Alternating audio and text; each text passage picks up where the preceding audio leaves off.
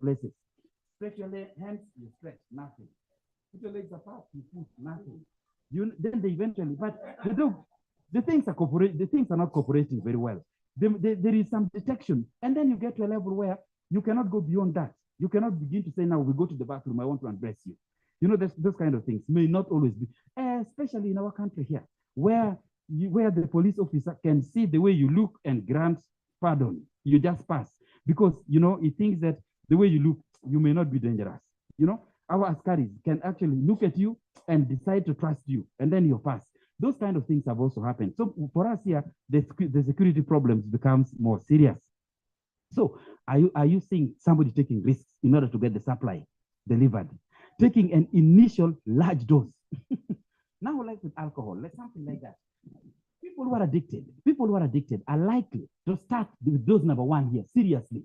They want something very strong. They want to gulp a very large quantity, for example, of alcohol. Have you seen people who would take big mouthful and then shake like this to first of all organize their own mouth for the moment? You see that kind of stuff?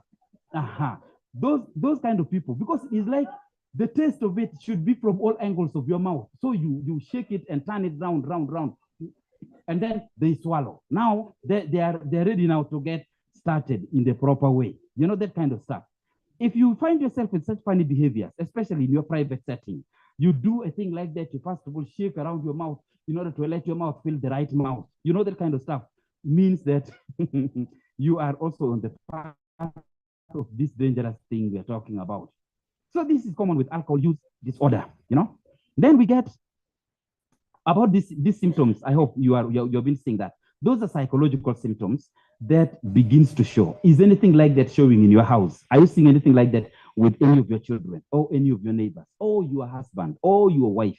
Because the problem with these things is these things begin happening like this, and this at this stage, there is no declaration. Nobody's admitting. Everybody is trying to hide the evidence. Then we get to social symptoms. Sacrifice is number one. A person with substance dependence might give up some activities that previously brought them joy, okay? For example, you see a person with alcohol use disorder may turn down an invitation to go camping or spend a day on a boat or whatever. He used to like those things of outing, but then now he sees the situation comparing with the supply, the problem that can be there, he will give up what he used to like. Somebody has got, the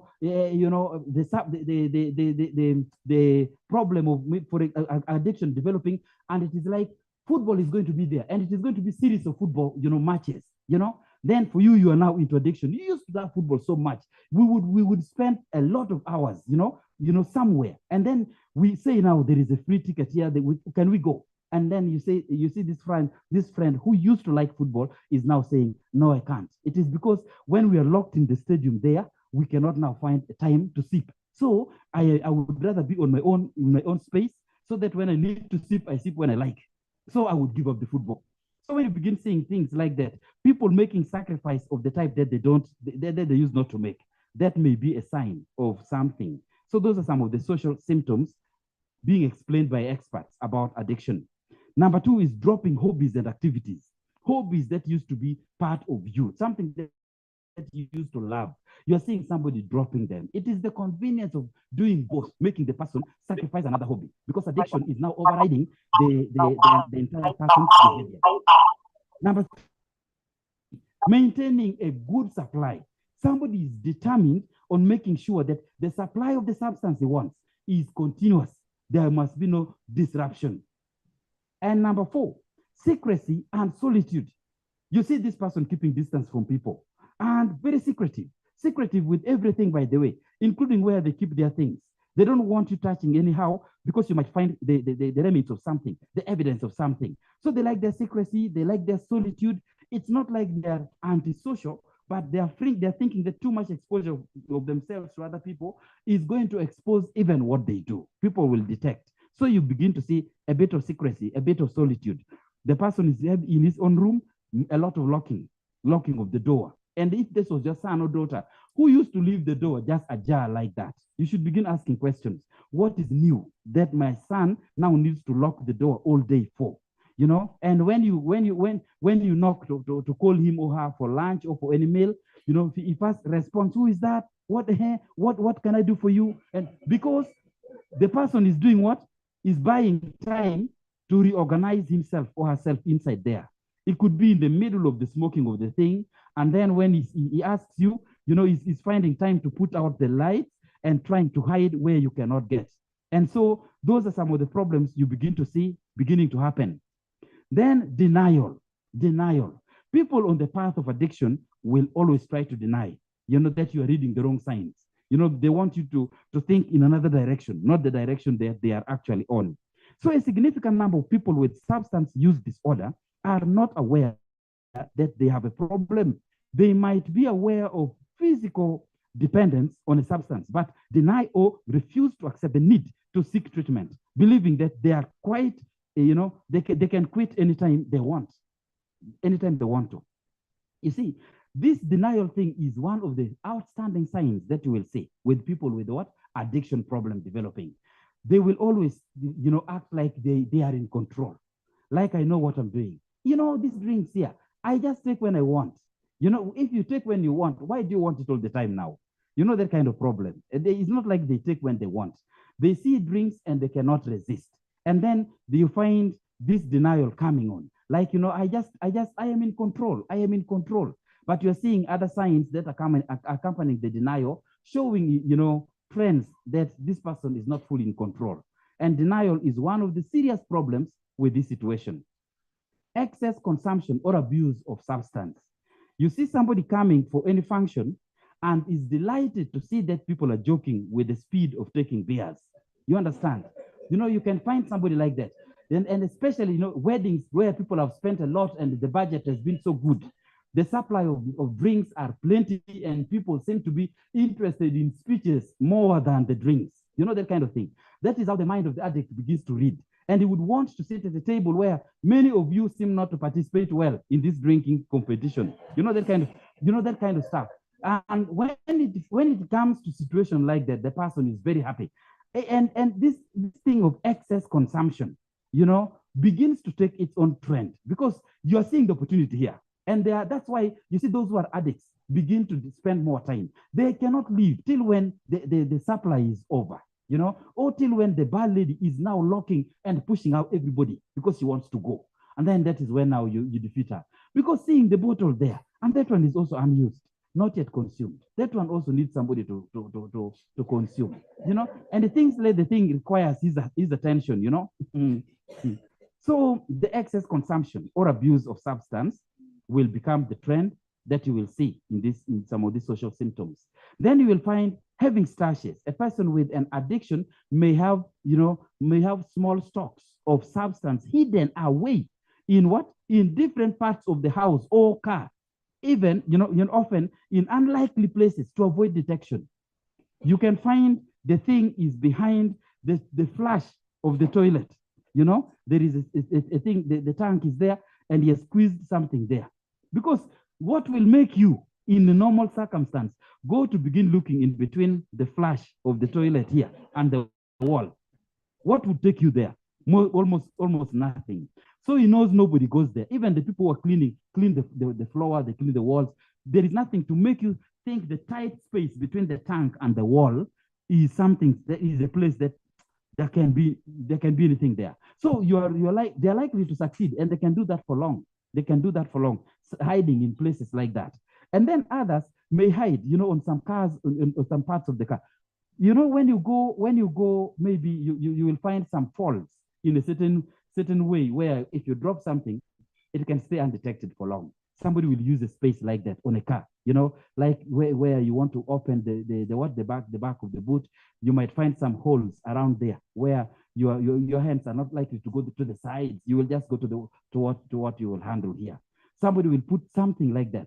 And so it is about behavior of hiding evidence. Are you seeing anything like that happening in your home? Is there anybody beginning to behave secretively like that? Then you call him, what are you doing there? Nothing.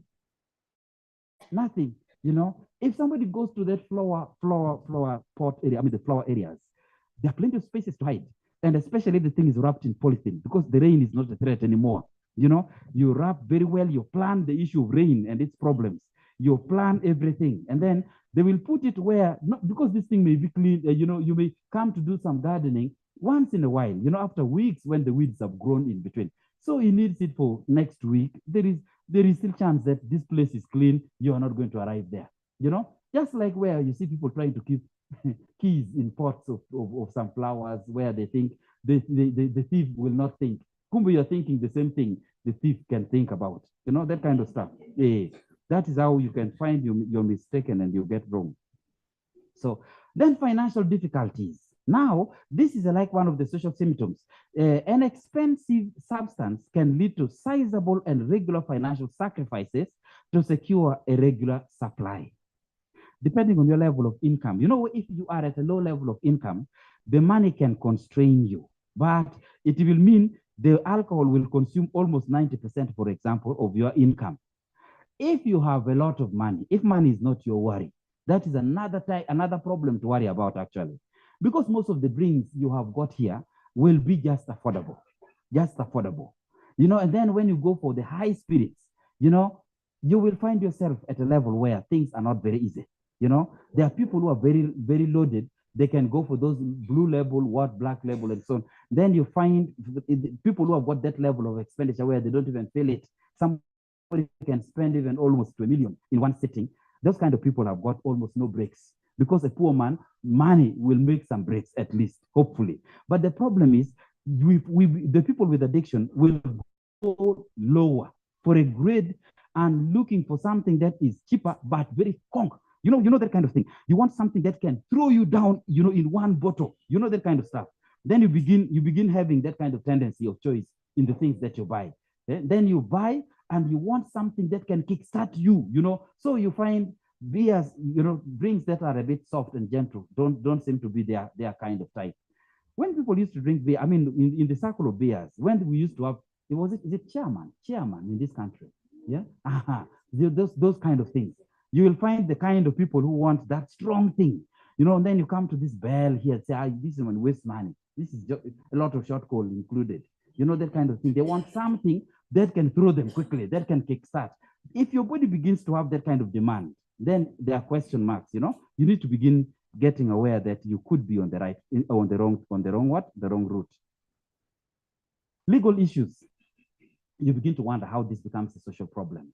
Many times, because of addiction, you will find yourself breaking the law, even when even when you're seeing that the police is ahead, there is potentially you could be caught.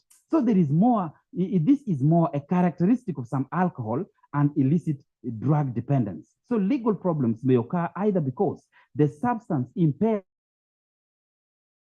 judgment or causes the individual to take more risks to the extent of causing public disorder or violence. Like the drink driving thing. You are saying that we are seated in the bar, in the bar. You also saw that you came with the car which you are parked across the road. You are seeing what you are buying also, and you know that the police don't want people who are doing drink driving. So you would expect that this person should have made arrangement. If either you drink and ask somebody else to drive, or you don't drink and you first of all drive home. But you find that, for example, you see in our city here, it is not like that. So many cars parked around. Then somebody begins to struggle now how to enter the door properly without knocking shoulders, because of lack of balance, that kind of problem. So you enter, you are seeing that standing straight is a problem. And the thing about drunkenness, the people you see staggering are not actually staggering. In their mind, they are now walking straight. It is other things that are not cooperating, So you see, the land itself, the ground is not flat. It seems to be going this way. And for you to make sure that you measure correctly, you now put and then suddenly you find that your foot has been what? Stopped by a land that is higher than what you thought. Then you will find something looking like very low, and looking like high enough. And you want to see, then you relax that you have reached. When you have not yet reached, then you start, that is how the stumbling begins. Because your eye judgment is different. And then you find these are the people who are underestimating the distance, of traffic lights, lights of other cars and so on. It confuses them. Then the same substance gives you courage. The people who are drunk believe that they can do many things without problems. In fact, they can drive home. And in fact, if you joke, they can deal with you. You know, when it comes to physical things like fighting and so on, they believe that now they can fight you, even if they have never succeeded before. You know, they believe now that they have taken something. You come if you're strong. You know, that kind of stuff. So you find that courage is the one that makes you on the bad side of the law most of the times. And you are seeing how the impairment of our body movements begin to come. If you begin dragging speeches, you know that if your tongue alone is heavy, what about other body parts? You see that kind of problem. Your tongue to pronounce a word, you know. So you started very well at the start of the conversation. Somebody was, you know, was at the top of the conversation when you started sitting at this pub, you know. And then now you listen to me. You see that kind of thing. You used to say these words without much problem, but now you're seeing this trend. These are signs that your body is getting, you know, slowed down. There is impairment happening. Now, if you go driving, you will accelerate in a certain way. Either you press too hard and you're not realizing you're pressing too hard, or that is how the accidents happen. And then they cause a lot of problems. That's why you end up with legal issues. Okay? There is also the physical symptoms, withdrawal symptoms. Withdrawal symptoms, I don't know whether you have seen people with the signs of shaking or trembling before they put something in. That is the withdrawal symptom I'm talking about. There are people who, because of their dependence on things like that, shake a lot till when they have taken something. And the problem is some people claim that actually, we used to have some cases in Navy. There was one person who came to work, a medical personnel. The problem is also very strange. The medical people who are supposed to help us, you know, stop this thing, are the ones who need help from the people who also need help. You know, that kind of stuff. So we find ourselves in a double problem. This man arrived, was so hungry, but he was suffering from the withdrawal symptom because of his way of drinking. And he wanted to take breakfast. And it was what? It was, I don't know whether you know anyoya. This one where it is beans and maize, you know, cooked to boil together, cooking oil, and then other things put on and so on. So the person selling that anyoya at the gate of the hospital gave the person the plate with anyoya in it and a spoon, okay? Now, to eat, the man scooped because he was very hungry. He really needs to eat. And he started this one. The hand started moving. And he wants to keep it steady to reach his mouth, but he can't, you know? The thing is doing like that. And remember that it is anyoya. That is beans and what? And maize. So the maize carried on, you know, when you know, and the beans. By the time he was reaching his mouth, the spoon was empty. And people are looking. He scooped again. And then the thing started again. Reaching his mouth, the spoon was empty. He got annoyed. He dropped the spoon down. He got the thing with his hands. Now people thought he would succeed. The problem was now getting to his mouth, he did this kind of thing. You know that because he wants to put it inside, but he knocks the side, he knocks up, he knocks down because of the hands that are shaking. So he carried on. Then people said, now this is withdrawal. He said, any alcohol in the neighborhood here. So they brought a certain glass of alcohol. He sipped and then he calmed down. Yeah, the hands were now steady. He completed his breakfast. People laughed, and that was a medical assistant, you know, a clinical officer, you know. People laughed so much. And the same problem was being suffered by a doctor. Also, addiction, you know, this withdrawal problems. You call him for work, he cannot do his work till when he has put in some alcohol. The moment he puts in some alcohol, now any work in the theater is just a joke. And it will really do. If you don't give him the alcohol, your patient can die for nothing. But the moment he has put in the alcohol, hands are steady, his judgment is better, everything is better. And that was how the doctor was, you know, he was always a big scare for the patients. Because you don't want somebody who has taken drinks fast, you know, in order to handle your case.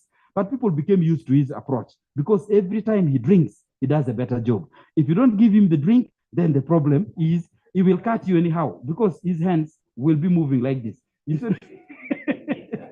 Now, if this is moving with a knife for the operation, know that the edge of the cut is not going to be straight. It will be zigzag because of what he does. So that is the kind of problem we are talking about. So addiction, physical symptoms will show that kind of withdrawal symptom. That means something is not right. Others get the nausea, others get diarrhea, others get trembling, others get seizure, sweats, and many other uncharacteristic, behavior, including violence. They are all signs of what? Of the withdrawal symptoms. Then you get appetite changes. That's another this is another physical symptom you'll get. Somebody who used to eat very well is now not having appetite. Even when you cook the food he used to like, that may be a pointer. But also, somebody who used to eat normal can also instead begin to eat oversized, and you don't know where he's putting all this. You understand? He looks like small. It looks like the stomach is not too big, but the amount of food he has served is very confident that he can handle. That kind of determination that used not to be in him is now beginning to appear, especially those who are doing this cocaine thing here. You'll find your son eating what was meant for the whole family, and the thing is not enough. That kind of stuff. And then if he enters the kitchen, he does not wait for meals time, because as long as he's seeing this, that means also something is going on, because some of them can eat in a very scary manner. Okay. Then you'll find damage or disease from using a substance. That one, like smoking substance, for example, tobacco and crack, can lead to incurable respiratory diseases. That one, And then injecting illicit drugs can lead to limb damage and problems with veins and arteries. In some cases, leading to even the development of infection and possible loss of a limb. There are those who are doing this. Somebody ties with the vein. You see them in Europe. You see them under the bridge. They're tying. Then somebody injects. And why the thing is injecting? Before that, he's just panicking like this. When he is injected, now he's fine. And then now he's enjoying his life. So when we get to the problems of addiction, the things are really very serious, Then you get sleeplessness. The insomnia, is a common symptom of withdrawal. And when people begin to have that kind of thing, because he has not taken a drink, he cannot sleep. Because he has not taken the substance, he cannot sleep. Those are all bad signs.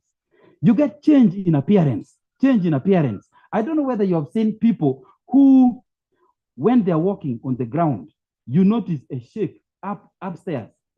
Somebody steps on the ground, king like this. It is the lip, the cheeks here that will shake like this. Those are problems, because you're not your legs, your cheeks, even if they're big, is not supposed to be shaking like that, because you have stepped on the ground. What is that? That means now some body problems are beginning to develop. You are having some,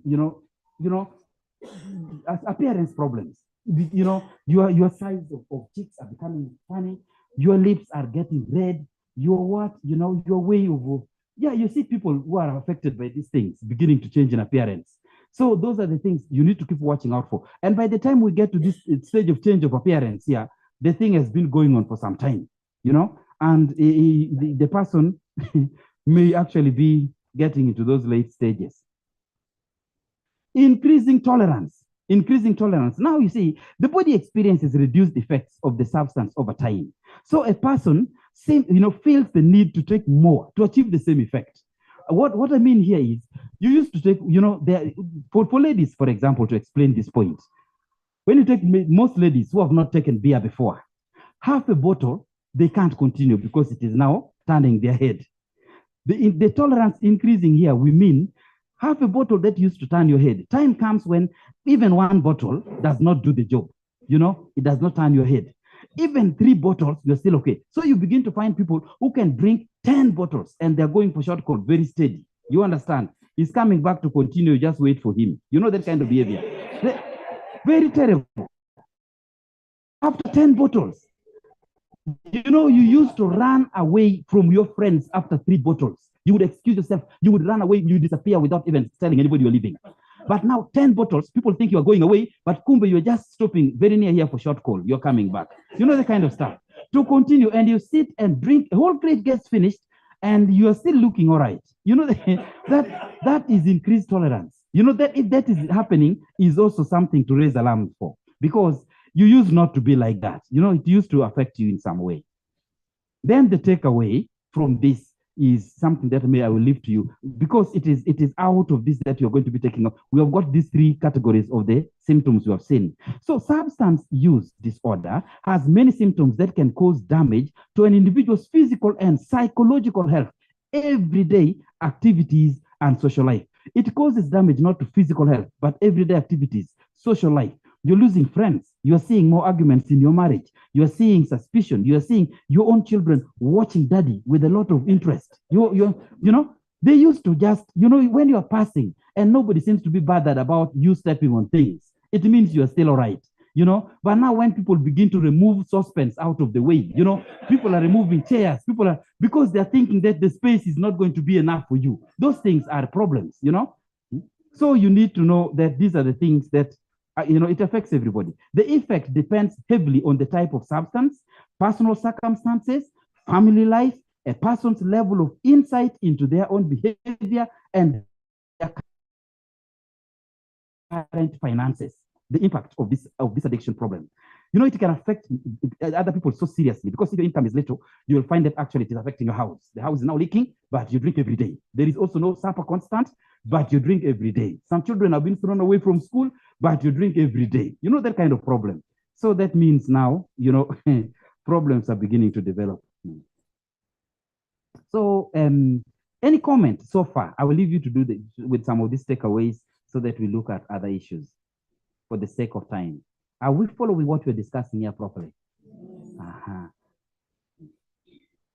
So psychologically, a substance use disorder can lead to continued use despite other effects on health and inability to stop using. Now, a person might be obsessed with getting hold of a substance or partaking in their damaging, activities. These are summaries. Now, when I say takeaway, here is the summary part now about what we have seen. Some question here. What are the early signs of addiction? Okay. Now, this depends. Person should pay attention to the quantity of the substance you're using. The quantity. Usually that is the earliest sign, So using the substance in larger and larger amounts should be red flag to the person that they may be on the path to addiction. Okay? So you see the quantity you're taking. Now, if you, for example, begin to see that you justify certain days because they are big days, it is the birthday of my daughter, you need to bring this wine here with the box. You need to bring this and this with this quantity. People will be there, and yet there are not many people invited. It is a big day. Today is independence. We need to, those are the things, you find ways of justifying things.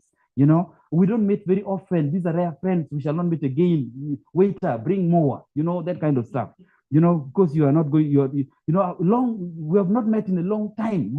I need to entertain him. You bring, and you're using other people as the excuse. Those are bad signs already. You justify taking large quantities because, it is Christmas, like it is going to be Christmas soon. Now, because it is Christmas, it means now we should stock a lot of drinks in the house.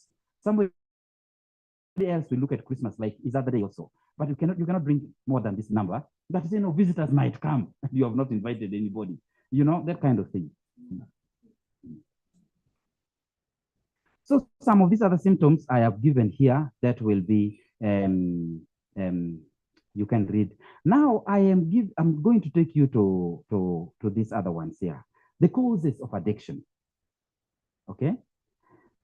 Substance related and addictive disorders are complex. These are substance-related ones, and often can result in significant consequences for the individual. So the biological process that cause addiction involve the reward pathways in the brain. These circuits provide rushes of positive feeling and feel-good chemicals, and the feel-good chemicals to reward substance use. You take something and it feels like, now, you take something and now it feels like, you have got the courage to talk to people now. You feel something, you take it, then these are the rewards we're talking about. So the areas of the brain responsible for stress and self-control also undergo long-term changes during the addictive disorder. Okay, now this contributes to ongoing difficulties in abstaining from the addictive substance. Okay. Okay, so why does this addiction actually occur? We see the cause is actually the reward process of the brain. You know that one, because what you have done and it brought you something that you celebrated. You took this and it brought you the sleep you wanted. You know, then you took the other one and it brought you the relaxation. You know, you're feeling a lot of fatigue in your body. Now it brought you the relaxation you wanted. You will come back for this. And that is how people begin to say that, you know, taking maybe strong this and this removes my stress, or maybe can make me feel relaxed and so on. So that reward process is what causes addiction, because you tried something and it gave you a certain positive reward. You understand what I'm talking about? So now, why does addiction then occur? So drug use is often voluntary in the first instance, you know. Now the development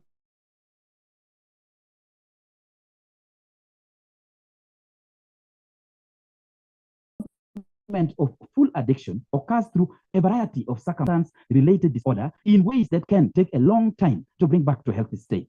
A person whose brain's reward circuitry has not altered as a result of addiction experiences positive feeling in relation to generally rewarding behaviors, such as exercising, being with family, or consuming delicious food. This should all make the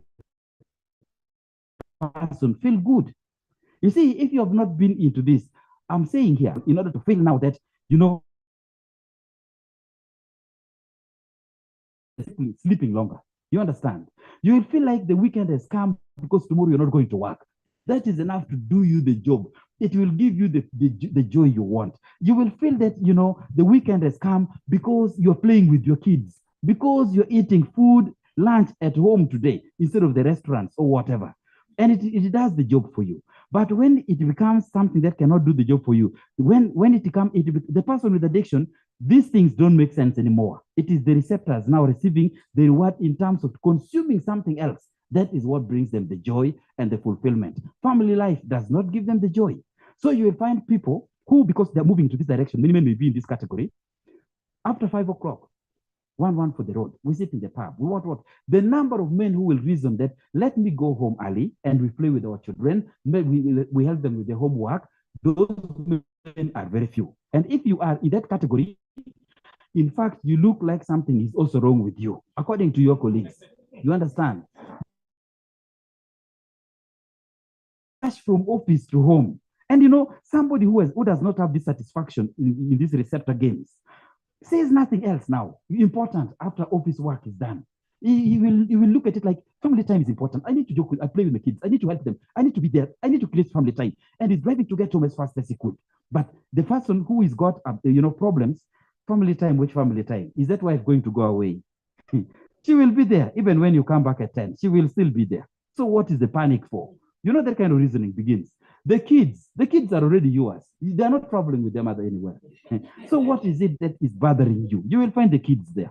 So you find the time to actually go and sip this thing is more important. Then we begin to justify it. You know, you need to make social networking. We need to network. We need to get out and network. Which network are you going to do when you are now screaming nonsense? You know, at the pub there, when you are now drunk, there is no networking. So most of it is not about networking. It is about this drink here that we need, because we buy for each other. And so the social mutual support and appreciation continues to develop, you know. So we look like very good because I bought for you some beers, you know. So I'm a very good guy. You see, I can buy beers for you because I am a good guy. That kind of thinking. And so we find our social networking beginning to become like that. The person who does not drink will see like another value. It's like you're wasting time here when we need time for the family. We need time to be with the children. We need time to support them in their homework and so on. Now, very few people will be in that category for a long time. Yeah. So the people who do the drinking many times begin to make a joke of these people who are rushing home, like people who are rushing for roll calls from their wives. Yeah, say, hey, Robert, we have not seen marriage because of you only. All of us are married. So what is important about this, Cecilia? Because, Cecilia will be there at the end of the day. Yeah? So for you, hey, I've called somebody's real name. No, those things. I don't know anybody's name here, so don't be worried. So you see, those are the things that create the problems of this addiction we are talking about. Mhm. So this might motivate a person to repeat these behaviors. When you find that it solves you your problem, it makes you get, release the stress. It makes you get composed. And then you begin to repeat it because of those psychological needs that it is trying to handle. Okay. So what makes addiction grow worse? Many people metabolize drugs in different ways. Okay. So some people, for example, do not require much alcohol to reach the point of intoxication. You see the guy here looking like huge, tall, and so on. You just give him one glass. Then you will see how much stories now he's prepared to tell. That means now he has reached, what he's supposed to reach. Others can seemingly bring vast quantities without feeling intoxicated. So you find some people just take a very, very little, and now they are all over the place. They are ready to dance without music, that kind of thing. And then there are those who will drink like you have not yet supplied anything. They carry on looking like they need more. Yeah? And so they drink, and then getting off, of course, nothing as remains. So this is because of the combination of many factors. So this often relates to combination, for example, of age, gender, body weight, and other factors.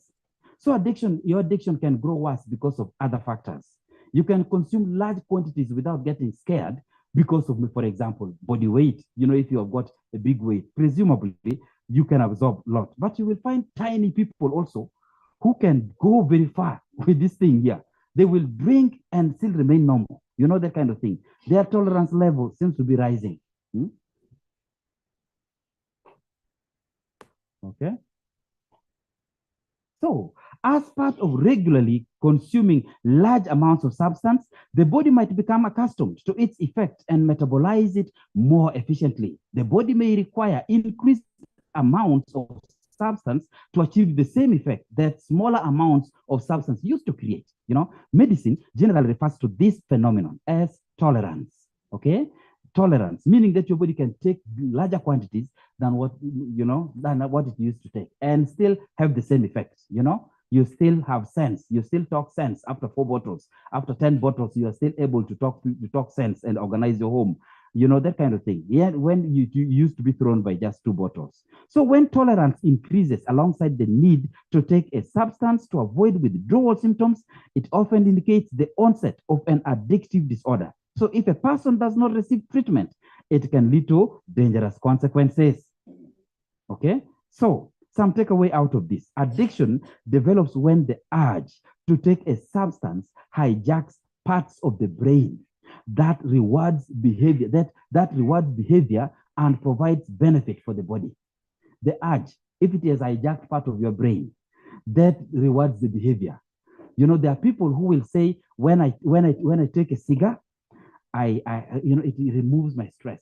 There are people who start argument and then you see them lighting cigarettes because it calms them down. That is what we're talking about. Their part of the brain has been hijacked by this problem here. So now it becomes cigarettes working for you. But you can train yourself differently. There are people who take coffee or tea and feel like they have calmed down, they have relaxed, But depending on how you have trained yourself, you can actually cause a problem. Substance-related disorders also impact the area of the brain responsible for emotions and decision-making. Okay? So eventually, people end up taking a substance not to feel good, but to feel normal. You see, that's the problem with addiction. You're not doing it now to feel good, but to feel normal by prevention of a withdrawal symptoms, because the withdrawal symptoms would make you actually act the wrong way. So feeling normal here means now you in a normal state, you don't shake. So somebody's taking the thing in order to not to shake. But the moment the thing is not there, the person shakes. You will find there are people who seem not to talk. Once they look shy, they look what? Once they've taken something, they have a lot of stories now to tell. That kind of thing. So that kind of, they feel normal behavior. Yeah? So when you find yourself as an MC performing differently on functions, depending on what you're put in, that means now there is a problem also. You'll find people who are funny. They're funny, they're funnier when they have taken something, and boring when they have not put in something. And so to feel normal, especially if your job is like the one of an MC in a function, to make sure that you crack a lot of jokes and laughters, you want to put in something. Those are the problems. So these can combine with existing risk factors, such as now existing risk factors, when they combine with this situation we're saying to feel normal. Extreme stress. The thing that makes addiction a worry is that many of the things are done to remove a certain problem. For example, stress in your life. Marriage can have its own stress. A man can find himself in a conflict with the wife. The wife has come, has done, has packed and left the house. She collected all the money. She collected all this and this. You see the man heading to the pub and drinking himself silly. You see that kind of stuff because you think you are removing stress. And that is the combination that is terrible, and that is how things get worse. You are having marital problems, you begin resorting to drinking. And yet, drinking is the reason your wife can go permanently, actually. Because if you were really sober and responsible, she might think she's losing somebody useful. But you want to make yourself useless by drinking a lot. And then you find young people resorting to this kind of drinking things because the relationship has ended. A certain young man came that my guy, I'm calling my girlfriend because I said something and the girlfriend was not happy. She has decided to switch my phones off. I have called the last 2 days. I cannot even sleep because she's not answering my phone. I said, look at this guy. He has just finished the university. They said, now look at this one here. If you speak to your grandmother, he will tell you what is important. For you are not sleeping because your girlfriend is not picking phone. You don't even know the explanation behind it, even if she has refused to pick the phone. But people who are angry will react like that. And now for you don't want to sleep. You don't want to eat. You want to drink. Will the drink make the phone ring now? You know that kind of stuff. The phone will not be picked.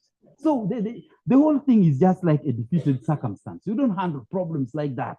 So many of the things of these conditions pushing people to addiction, to substance abuse, is actually extreme stress over certain things.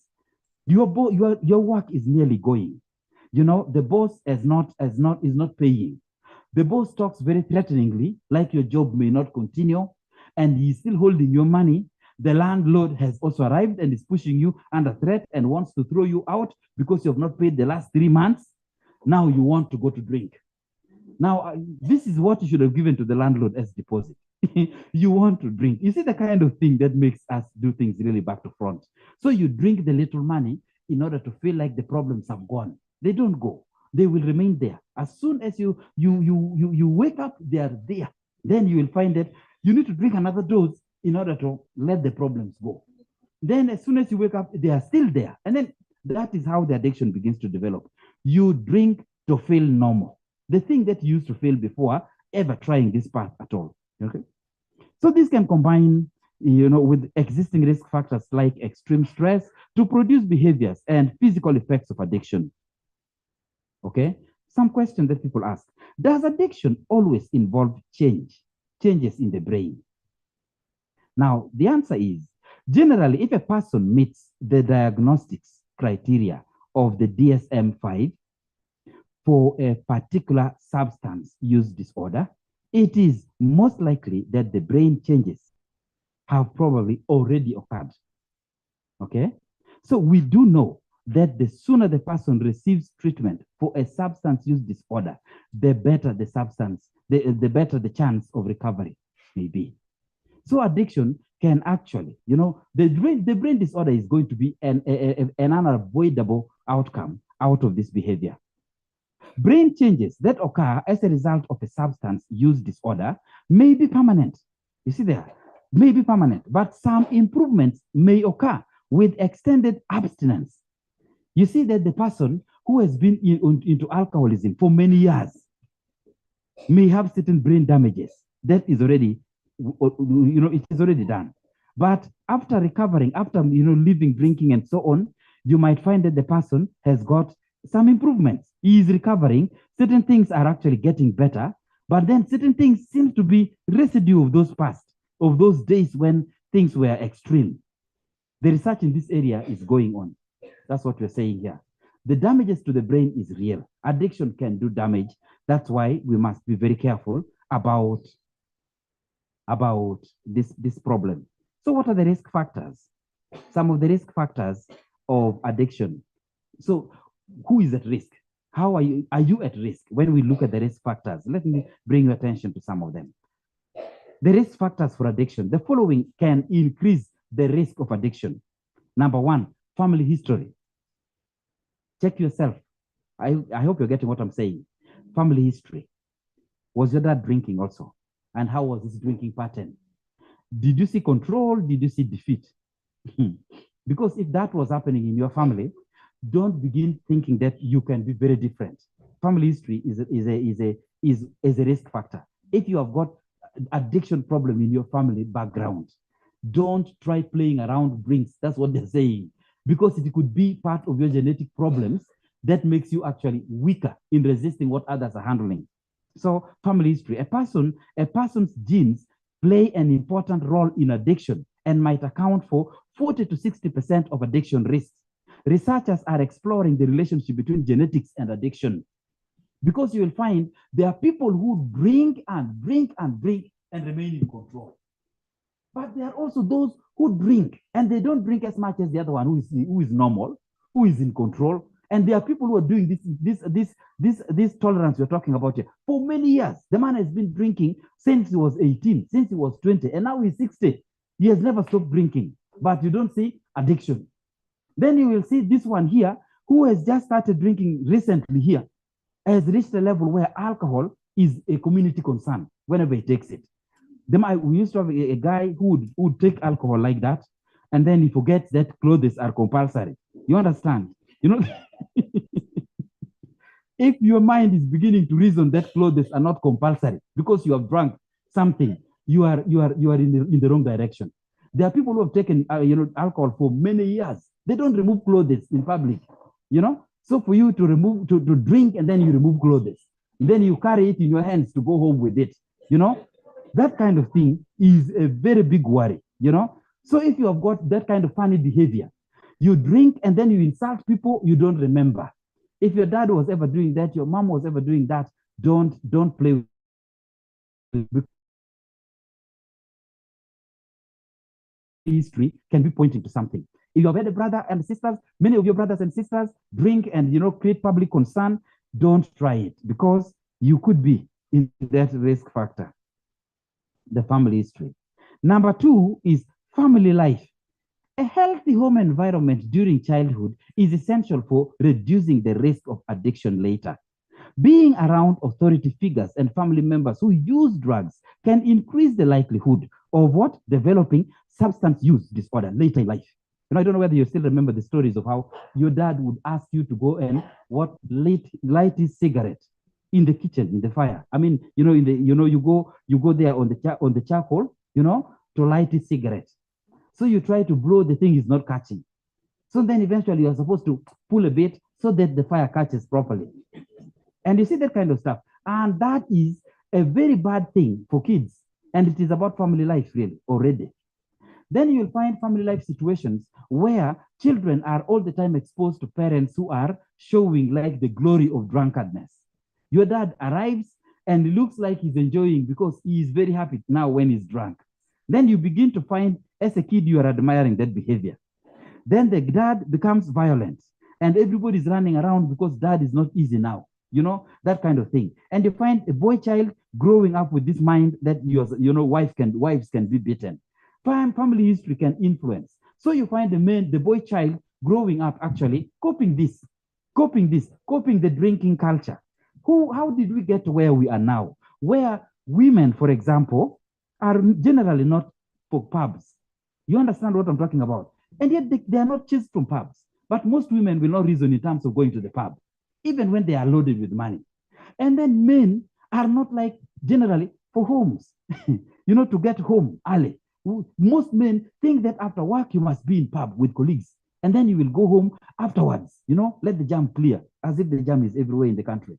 There is that behavior that we seem to have acquired, and it is something we are acquiring from our parents, we are acquiring from family, Then you find a man, just like you can see other things that we are doing here, where we are, the number of men who would get involved in domestic chorus, very few. But what they know is that they sit and then they wait for meals to come. And then they tell you, this and this, organize their clothes, make sure that the clothes are ironed, things like that. There are very few men who will cross over and say, now, while my wife is maybe doing the cooking, let me iron the clothes, let me do this and this, let me bathe the children. Very few men do that. And when fellow men get you doing that, don't be thinking that they're coming to praise you. They will not be admiring. In fact, they will see the stupidness, the stupidity you have got. In their mind, they're thinking, what is wrong with this man here? What is wrong with this man here? Why can't you behave like a proper man? There was a man who invited colleagues, to his family, to his home for a dinner. And reaching there, the wife was not looking too active, preparing things in the kitchen. But the man became, very active. You would, I'm coming back. Then he puts here. Then he's serving everything on the table. But the wife is not making the kind of this kind of trip this man is making. The man would move like 4 times. The wife may appear once or may not even appear. That kind of behavior. These people who came said, now, Walter, are you the one cooking? The kind of thing. Is your wife not around? That she's around. For us in our marriage here, we don't mind about these things. I just serve. There were many around the table who lost appetite in the food because this is the man dominating serving. And so you'll find mindsets like that because we are coming from family backgrounds where that behavior was not reinforced. So that's why we are saying the same with addiction, by the way. Family life, the way family life is, family life setting is, you will find your children picking up things that are not appropriate. Peers and school life. Many of the addiction stories are connected with pleasing peers. You will find it was peers who made you learn to smoke in the latrine. First of all, you are supposed to inhale, and the air to inhale is not there in a pit latrine. That's not the type of air you want to inhale. But then because you are avoiding authority, you don't mind the quality of air in the pit latrine. You want to inhale that. And the first inhaling is with the coughing and a lot of problems. But determination and the way you will, so you carry on till when you have started now inhaling without coughing. And then the peers now look at you like you are growing up, you're now a man. You can now inhale without coughing. Now, because these things depends on how people are reasoning in society, the nature of environment we are in. Have you seen that smoking is dying without effort now on the side of parents? To find people who smoke in our society has become even hard. And yet it used to be the opposite. People used to compete in the style of blowing out their smoke. That kind of thing. The style of blowing. And you find children, enjoying that. Because there are those who can blow it forward. There are those who can send it upwards like this, They do their lower lips and the thing goes up. There are those who can blow it sideways.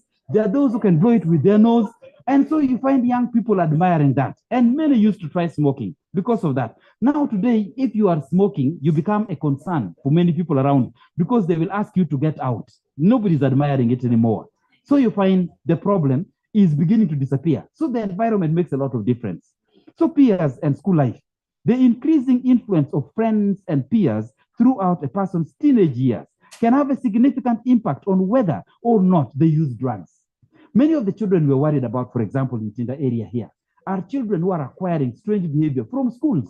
It's not like they have got a bad family situation. Many of their families are actually very well placed in society. But the problem is, without you knowing it as a mom, you will find your children have acquired this. That can become a very big problem.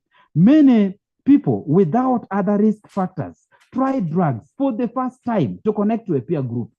When you don't have any other risk, the reason you're going to begin learning smoking is not there. You are not stressed. You are not tired. There is nothing. You just learn because you want your peers to be happy with you. You want to belong. That kind of stuff.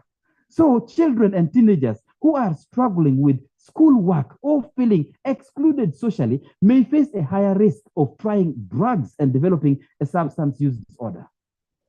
Now, the peer problem becomes very, very worrying when our children are on holidays because we have nothing much to engage them on. As the boys in secondary schools, the girls in secondary schools.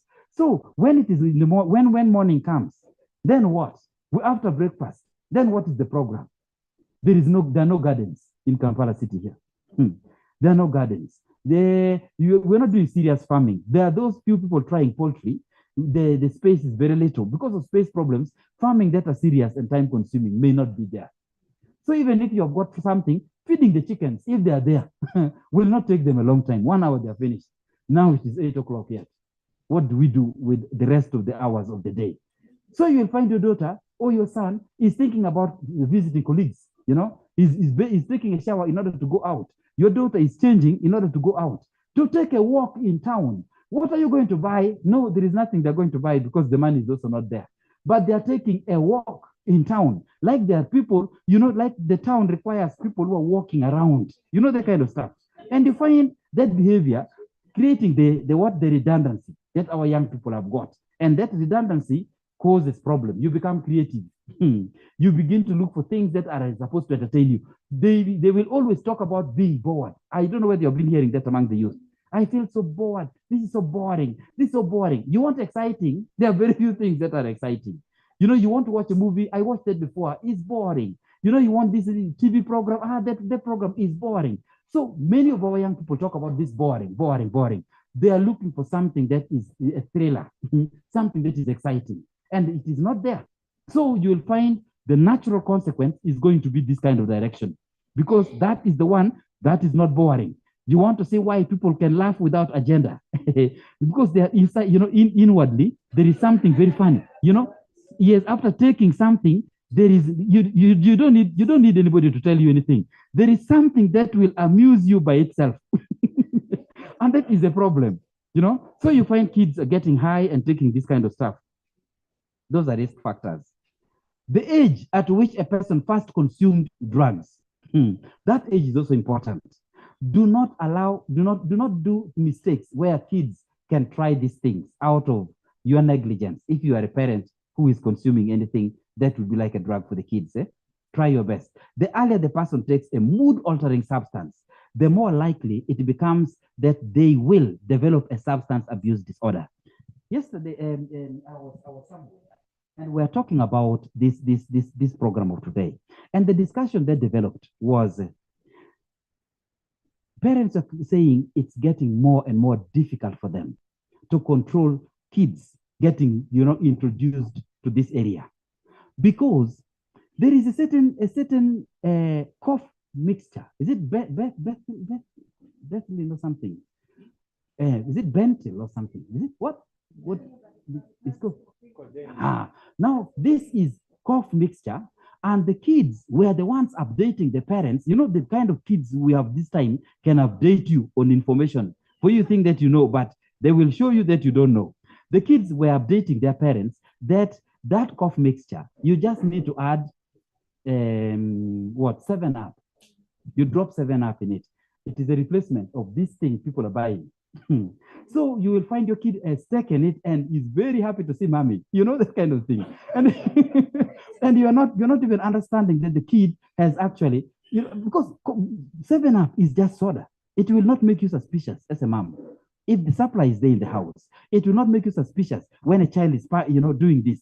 And the other cough mixture is available. Now, if the child disappears shortly and comes up with a new combination, where you have not seen that it was cough mixture, the child can actually drink in your presence without you worrying about anything.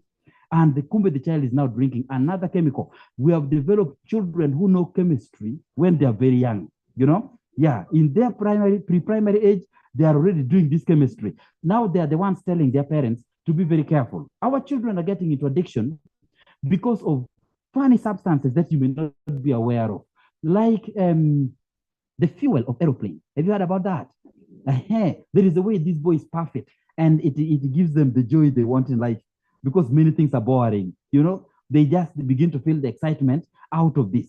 Then there are those that will be connected not necessarily with cocaine or these other things directly, but just playing around with chemicals, including ordinary petrol.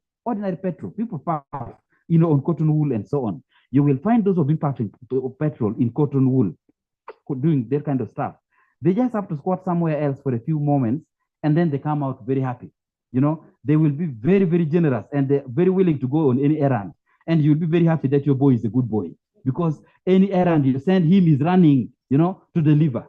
And you will be happy that, this boy is very cooperative. Kumbe, it is the substance now working.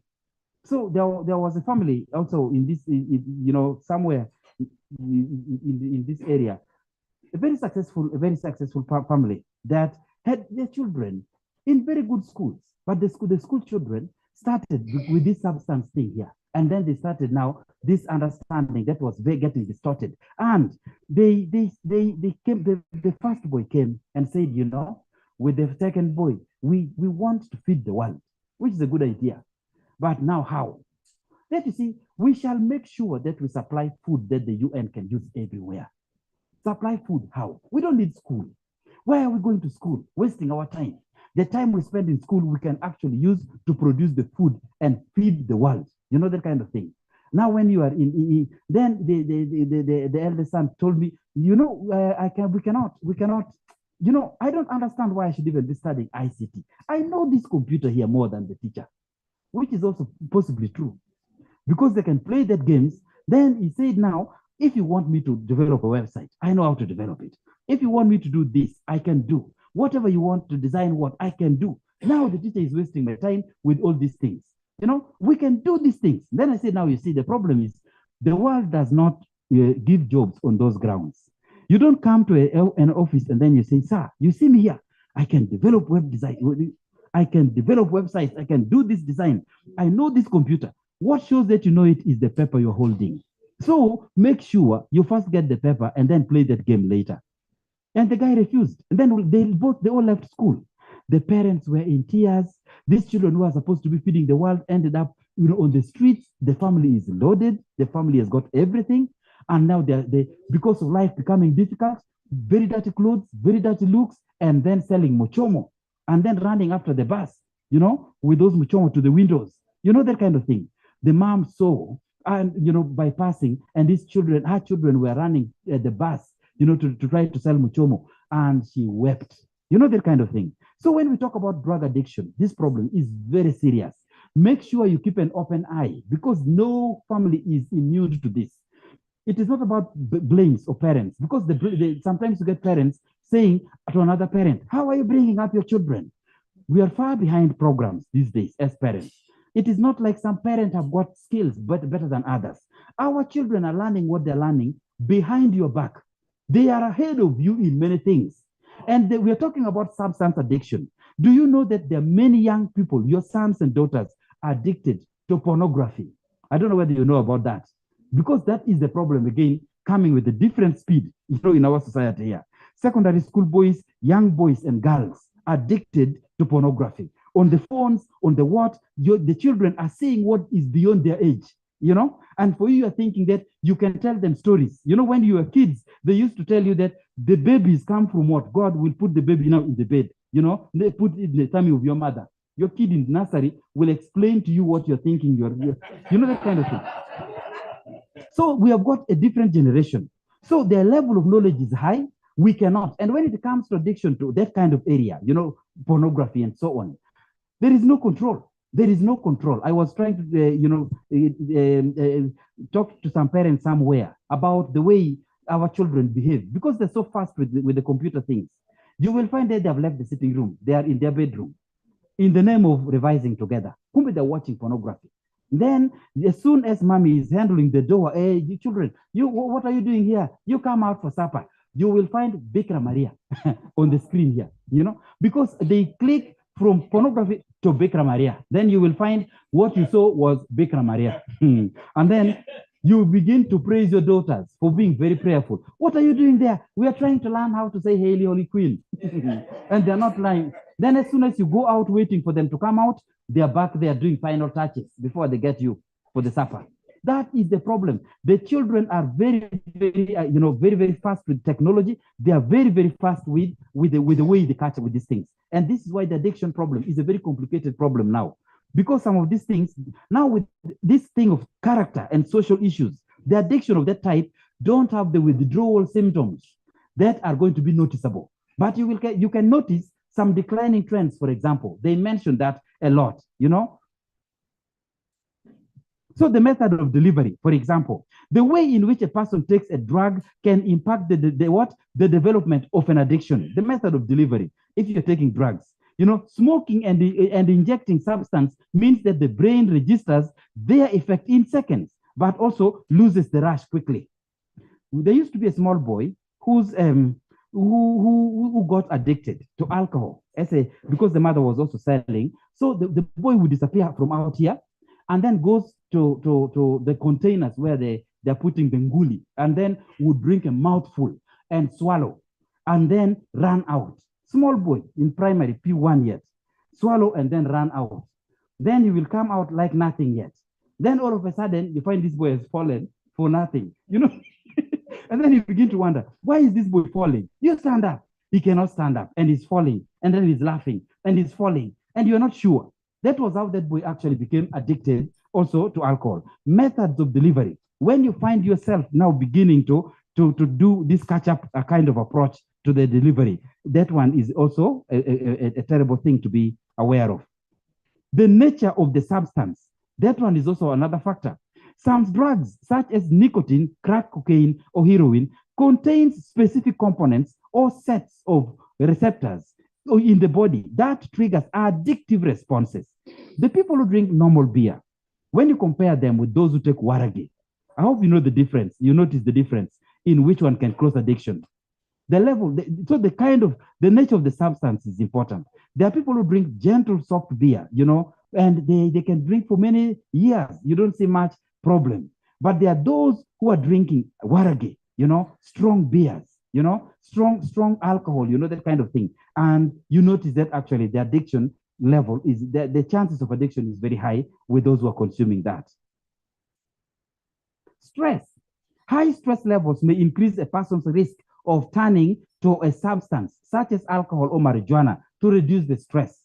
Let us develop new ways of managing stress. We need to talk to our children about the need to actually handle stress in a normal way. Everybody gets stress. We must make sure that our children understand this. This thing of avoiding challenges of life by running into substance use must stop. We must make sure that we lay the foundations that are appropriate in our families. Metabolism.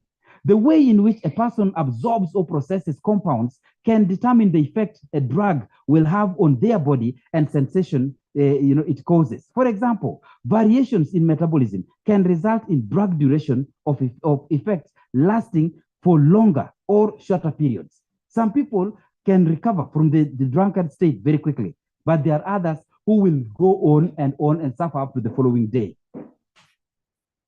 Okay. Any comments, any questions so far? Any questions, any comments? So why do people risk addiction? Number one, feeling good, okay? You want to feel good. And this thing of feeling good here, we must wean ourselves off this mindset. The feeling good must be based on something that is, some reason. You don't just want to feel good because of nothing. That kind of stuff, where you've put something in you and now you are very happy. At what? Nothing also. But you are happy and you're feeling good. So that kind of thing. So many substances produce euphoria, an intense physical sensation or experience, or a stimulant effect that provides feelings of confidence and power. People want to feel good. And that is why people end up exposing themselves to addiction. We need to feel good by simply living a good life, not that you want to feel good as a chemical arrangement, because that kind of way of feeling good is a problem. Relieving sadness or stress, that's another reason people are going to substance. People who experience depression, social anxiety, or stress may use substance or behaviors as a coping mechanism. We must not be doing that, because now the feeling of stress, we must find new ways of handling stress, new ways of handling disappointments and sadness. in life to enhance performance. Now, this thing of enhancing performance here is always a problem. Performance. Among athletes, they end up with those drugs, that causes them their career, by the way, among athletes. Then you will find these things among men also, who are thinking about bedroom performance, and then they begin looking for certain things that have got some capacity.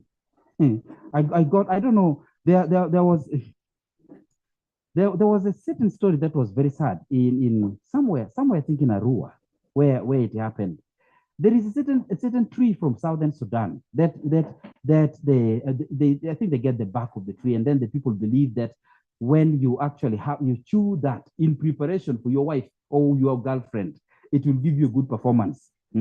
So this guy decided to go for that bark of the tree because he's going to a girlfriend at home. The appointment had already been made, and he chewed on the way because they don't want to be seen chewing also. That's the strange thing about these people who do these things. You want to be admired that you're naturally like that, when actually you are on some of these things. And then this man chewed on the way so that the girl does not know that his performance that would be supposed to be admirable, is induced by some chemicals. He did not want that discovered. So when after chewing everything, and now he was high, he arrived, only to find that the girl was not around. Now, high performance requirements with no where to go. The guy became very dangerous. And around the road now, like wants to catch people going home, and then eventually actually ended on his own sister. And after the drugs had now subsided, he came back to his senses and realized what he had done. The embarrassment made this boy commit suicide. He died. He killed himself because of what? Enhancement of performance. This thing of enhancement of performance from drugs, depending on what kind of performance you're looking for, the athletes have got theirs. But the problem with our society is people are not jogging, people are not going to the gym, but they want performance. Now, this kind of demand is a very dangerous one, So you can find yourself, causing problems, and marriages get affected by this kind of behavior because it's not natural. It's not natural. So make sure that you develop a better way of handling yourself other than depending on drugs, stimulants, and so on to do that job. And besides, some of these things, when they are known, they begin to look funny. I got a man who bought, is it Marunji? A very thick bundle, and was putting in his car. First of all, what do people think you are going for? The kind of stuff. I don't know what kind of mindset, but it's just a very funny thing for society's needs. So sometimes people take the risk of addiction in the fourth key situation here because of curiosity. You just want to know how that thing works. And that is not a very strong reason. Do not just do things out of curiosity because, our situation as society, curiosity here always ends up in you can find the answer when you cannot find the solution. You can get into the problem when you cannot find the solution. So teenagers will often try a substance just because they have never tried it before. Now, the problem that the West, for example, is facing now and is beginning to increase, when people have dropped cigarettes, now they're going into e-cigarettes. That's the same. There are people are talking about what? This thing they're calling what? They just inhale something that looks like the oseke of such things. When you go to Israel, you find a lot of that. The Palestinians do that a lot. You just puff, it's like smoke, like steam, like what? That kind of thing. And it has got its own problems too, because they are also drugs in themselves. So when we find that thing, you don't let curiosity make you try it. When there was a time some tourists when we were there, some people just went to pay to try that thing out of curiosity to know how it is. And then that is exactly the problem. Suppose you find it attractive. So you want to try it the second time, and then the third time, and then the fourth time, and addiction has happened, depending on how you can actually handle. So as a takeaway from this, any combination of risk factors can contribute to addiction. Sometimes a substance or behavior dependence does not require any risk factor at all to develop. Okay? So family history and home environment contributes heavily to a person's use of a substance, meaning that as parents, we must make sure we do everything in our power to create a better environment for our children at home. Don't make them admire something that you do if you are still doing anything that is a bad one in front of the children. Don't let them admire, How a person consumes a drug, the type of the substance they use, can also increase the likelihood of addiction. Stress and existing mood disorders can lead a person to try different substances to lift their own moods, which in turn can lead to addiction. Okay? Some question and answer here. Somebody saying, I am starting to find myself consuming more substance more regularly than before.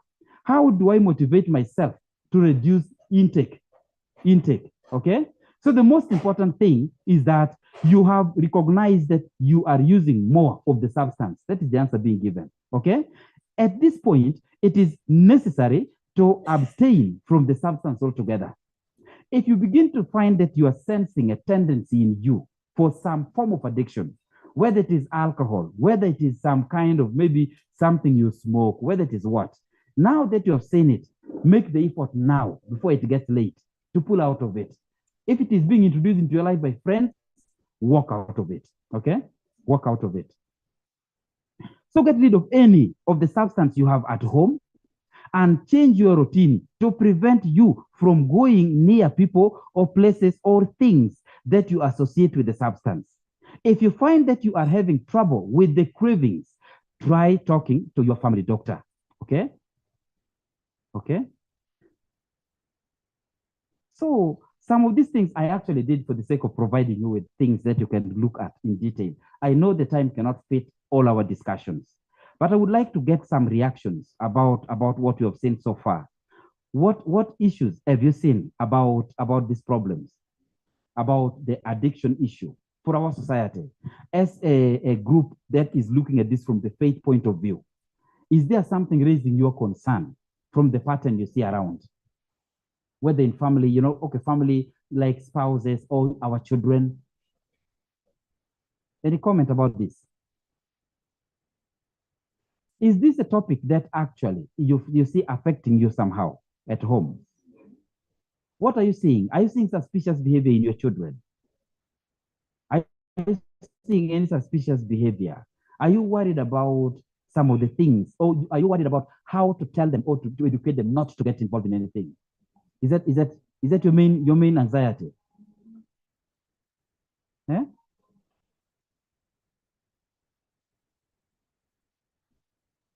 You see, for those who already have got addiction problems, we must be, if you have got that in your family or anywhere in the neighborhood, you're dealing with it. There is a Catholic approach. There is a Christian approach to handling this matter. Some of these matters, of course, we are generally encouraged not to be judges over these people. But before we get to that, let us look at the physical complications of addiction here. I have compiled them for you. The physical complications, direct effects of substance is a physical complication you'll find. There will be injury that somebody can get into, challenges of overdose that can actually kill a person. Then you get loss of hygiene and routine. I don't know whether you have noticed that. People who are addicted end up with a certain loss of pattern for hygiene. Because you're sitting to drink all the time, they end up sleeping without bathing, for instance. Because at the time when you are supposed to be bathing, you were actually unable to get up or stand under the shower or take the basin. If it was a basin, you cannot do that. Then you end up sleeping without bathing. You postpone the bathing. And now tomorrow, if you're not able to get up, you may not actually brush your teeth.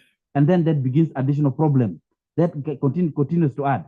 Then washing your own clothes becomes the most difficult thing because it requires concentration and energy. Now, if you don't have mates, you don't have people living with you, that will be noticed very fast, how you're degenerating. Reorganizing your own space, the living room, making sure the place is swept will be a complicated thing for you. And then there is another problem which will come with what? With the challenge of cooking. If you are the one to cook for yourself, you're a man or you're a woman, and cooking for yourself has become a problem, you will find yourself, sleeping without eating. All those things will begin weakening you. Those are all signs. Those are all things that tends to happen from the physical point of view. So you find people who are very hungry and looking like malnourished, and they're not eating well.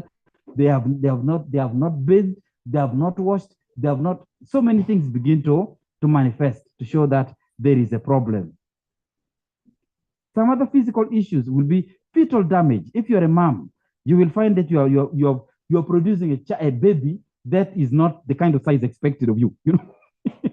I don't know whether you understand what I'm talking about here. Yeah, because the alcohol cannot allow a baby, grow normally. And so you will produce something that does not match your size, because they will say like you should have produced the bigger one, but nothing, Yeah, because the child is now consumed by the alcohol, has not been growing well, and so on. Then you get cardiovascular health problems. These are all physical things that you will see as signs of that, the effect of the addiction. There will be psychological complications as a category. And in the psychological complications, you will find psychoactive substance. Many drugs, cause the hallucinations. So you get the people with this psychoactive substance getting into hallucinations. You see something that is not there. There was a time a certain guy had been onto these funny things here, and we were doing studies at night. That was when we were in the secondary, and the guy was coming now to the toilet, and he saw the latrine. For him, the latrine looked like an elephant. So he went down like this, and it was like the latrine went down a bit also. Then he stood up. It was like the latrine stood also. And then he turned like this, and it was like the latrine lifted its ears, and then took off, ran beyond the classroom and passed, because like for us, like according to him, we were at risk, he wanted to survive alone now. He left us in the class thinking that for him he's going to a safer area, ran beyond the classroom passing us because he's fearing the toilet, the pit latrine. That is the hallucinations you're talking about. You will see things that are not there. And so the problem becomes very complicated for you. Depression, those are psychological cases again with this addiction problem. You become depressed because there are so many things not working your way. If you are a working person, you have not done the work you're supposed to do. If you are a business person, you have drunk the money that is supposed to be capital. You have not gone out to open your shop. If you have got maybe you have got debts that are developing because of nothing productive you're doing. So all those things begin to create for you depression. Socially, people are despising you because of what you do, and you begin to hide your traits. Okay? Then loneliness sets in because socially you're hiding people. You don't want people to know what is happening to you. Then you get adverse circumstances where there could be also, homelessness, financial problems, criminal activity, prison. These are all extreme things that can be consequences of this addiction problems. You get suicide as another consequence of a different nature. People who want to end their life. I don't know whether you watched the news yesterday. They are talking about introducing, there is this debate about the UK because Canada has done it already. Euthanasia, mercy killing, allow people kill themselves if they don't want to live. You understand? That is what the Bazungus are trying to promote. In Canada, it has been a rule, a law accepted now, I think for more than 20 years. They're leading the world in that. Now UK has brought that debate. So the category they want to be free to kill themselves are people with terminal illness. You're not going to get cured, so you can request to get killed, by being injected with something that can finish you now instead of giving you many years of suffering. They are thinking they are using it like health, like this is a health argument. That is like health service provision. Then it is bringing the debates and the confusion because they're saying, what about the people with mental illness? And in Canada, they are already accepting, I think, that situation. People want to get to a stage where people with mental illness should also be given the space to end up their lives if they don't want. If you see no quality to your life, then you can end it. That kind of reasoning is a wrong one, not Catholic. Now, what we are saying is suicide is a very common direction when people are suffering with addiction because they reach a point where they see no use in life. For them, they find themselves useless. And it is that sense of uselessness that brings people to this idea of the suicide. Okay? But these are physical complications, but we have personal complications too, like relationships. You can find your marriage gone because of what? An addiction developing. Your finances, you are very broke and everything is not there because of addiction. Crime, you are in problems with the police and whatever because of addiction. So we are saying addiction, as a takeaway, carries with it a range of dangerous complications that can greatly impact on the life of persons with the disease and the people around them. Psychoactive substances often carry a range of toxic and destructive physical effects, such as the risk of physical damage, the side effects of the drugs or behaviors themselves, cardiovascular diseases, including stroke and heart attack, and reduced nutritional intake. Okay? So the problems of addiction are much, much bigger than what we think. The question that can be posed here: I have a family member with severe addiction, but they refuse to seek help. Is that situation anywhere? You might find that actually somebody who seems to be having all the things we have been discussing here, but they don't want help. They are very defensive about their case. They don't want to be told anything or asked any questions. So what is the best way to connect a relative with this care they need, with the care they need? Now, as a guide, for us as a Christian body, we are told the best way to help a relative is to establish trust. Okay, I hope you're getting what I'm saying. Establish trust so that so that they will believe that you have their interest, their best interest in mind. When you say now, I'm very concerned. I don't like the way you're not eating your food. I don't like the way you are doing this. I don't like the way you are doing. You're looking like something is wrong. Are you drinking? Are you doing what? Those things. Sometimes we ask the question in a manner that belittles the person in front of other people who are overhearing us, and they don't want. And so you will end up finding what? Resistance. So we are advised as people who may be around those who are addicted. Make sure you develop trust. Show them that you care about them and not that you are doing things out of your own what? Out of your own interests. Make sure that they also believe that you respect them.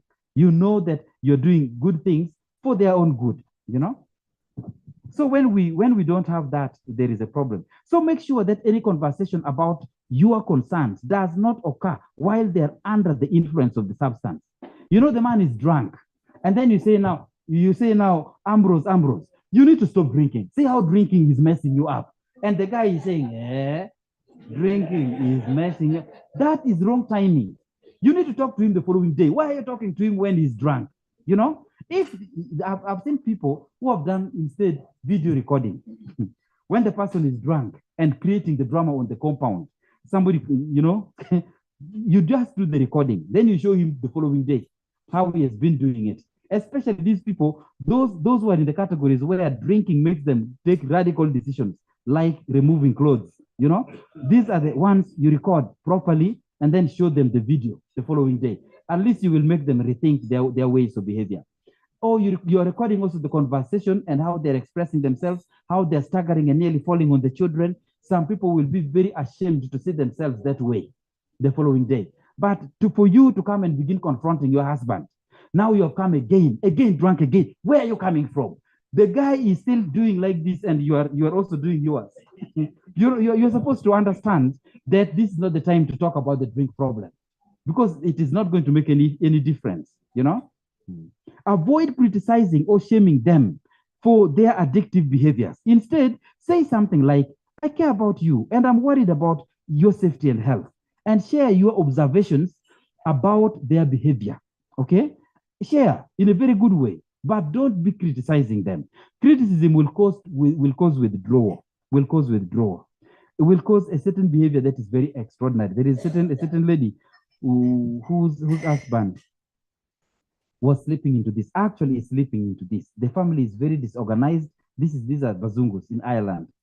And the man who used to be very, very, very, very productive, he had his own garage, he had his own business, is now completely controlled. So I called, and the woman picked the phone, and we were talking. Said, come and see how this man here is. Come and see my husband here. He's I don't know what can I do? You see that kind of talk. I'm on the phone, and you're talking like that. The man will be very, very, very what? Scared, and will not want now to. Then he said, now, okay, you say hello to him. Then he said, he passed the phone. He passed the phone to that man. That Father Dan wants to talk to you. The man said, hey, no, no. Tell him I'm not, I am sleeping. I'm hearing even the conversation. Tell him I'm sleeping because I cannot talk now. You know, why are you giving the phone now? And the whole conversation is coming through on the phone. Then I told the wife, why are you doing that? Because you know that way you kill their confidence, and they need their confidence reboosted. They can succeed. Don't make them feel like they're useless. And when you scold them like this, they feel useless because they feel a failure in their own families, in their own lives, and like they're letting everybody down. So remember, many people deny that they have problems for a long time. So if it happens, do not challenge them. Somebody maybe drinks in the house, and there was some beers to put or some wine to put. All of a sudden, the thing is empty. Then you come and say, Robert, you drank this thing again. There was wine left here. You mean you drank it again? You have started. You are going, you know. So you observe, you know that he's the one who could have drank it. There is nobody else who is drinking in this house. So you start now. This thing was a full crate, and now it is empty. For me, I thought these beers were still here. You know, that kind of stuff. So just remind them, instead of doing that, just remind them that you care, and ask permission to keep checking in with them. If they are the ones who permitted you to continue making sure that you check whether they are drinking or not, is a different matter. But when you're the one trying to do these things as a method to catch your husband, to catch your wife, or to catch your son, whoever, it's not a good thing.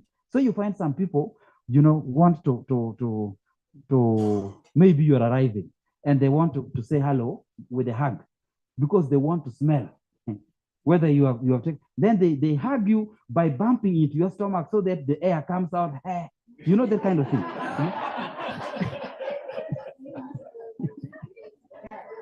And there are women who do that, Then it will be a lot of it. They say, you mean you're coming from drinking again? You start from that kind of note. The person will avoid coming when you're still awake, and they will begin now delaying and so on and so on.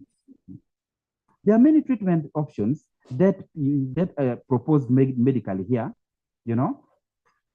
Some of the methods will include medication-based treatment. Others are behavioral therapy and counseling, okay?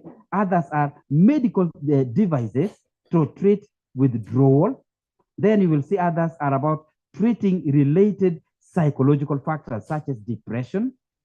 So the Butabika kind of arrangement will do what they can. The problem is when we are here in our country here, the reputation of Butabika is for madness. You understand? So when people have got normal addiction and you are calling the name of Butabika in the matter, you are making statements worse. You're making the situation worse. There was a family I was dealing with where the family had tried, this Serenity Center, what things are not working. So the mother was told by some other people that don't ignore this Butabika here. They can help. And I was asked to talk to the boy. The boy said, Father, I cannot go for that thing. Am I mad? Am I mad? These people are talking about Butabika. Am I mad? My problem is only drinking. When I drink, I cannot even stop it when I like. But now, you want me to be in Butabika, admitted? Everybody should hear that I have been admitted to Butabika. How do I come out of hospital? You see? This is the problem. So for our country, for example, the reputation of Butabika in helping these people is not very effective. We need a better approach that can actually work. So the treatment-based approaches are here that we're talking about, including ongoing care to reduce the risk of relapse. Now, when you go to these hospitals, there are treatments that are meant to detoxify. They are meant to get you out of the possibility of what? Of these withdrawal syndromes and so on and so on. And then they start from there. But we are talking here in a parish setting about a Christian approach to some of these problems. And I wanted to share with you something else other than the approaches that is being done universally around the world. Some of the things that I said, okay, I will be leaving for your other readings are going to be normal things here. Bible verses. For us as Christians, We want what? We want to make sure that we start actually with the power of God at the center of these things. The problem is the world today does not want the talk about God so much. People want to talk about self-destiny, that you are the one in charge of your own destiny. So while some of the proposals are talking about going the direction of God, there are many destinations, there are many the approaches that are ignoring God actually. Some of the problems we're talking about addiction here, have been approached differently. The people who have succeeded a lot have always included the God factor in it, because we have to reach a level where we can actually surrender to God to do things. And when we believe that there is some higher power now doing things, it becomes a better approach. Let me take you straight to this. These are some of the scriptures that that are sorted out for you. These ones, like 1 Corinthians, 3 to 10, some explanation there for you. 1 Corinthians 6 to 12, okay? 1 Corinthians 15, 33.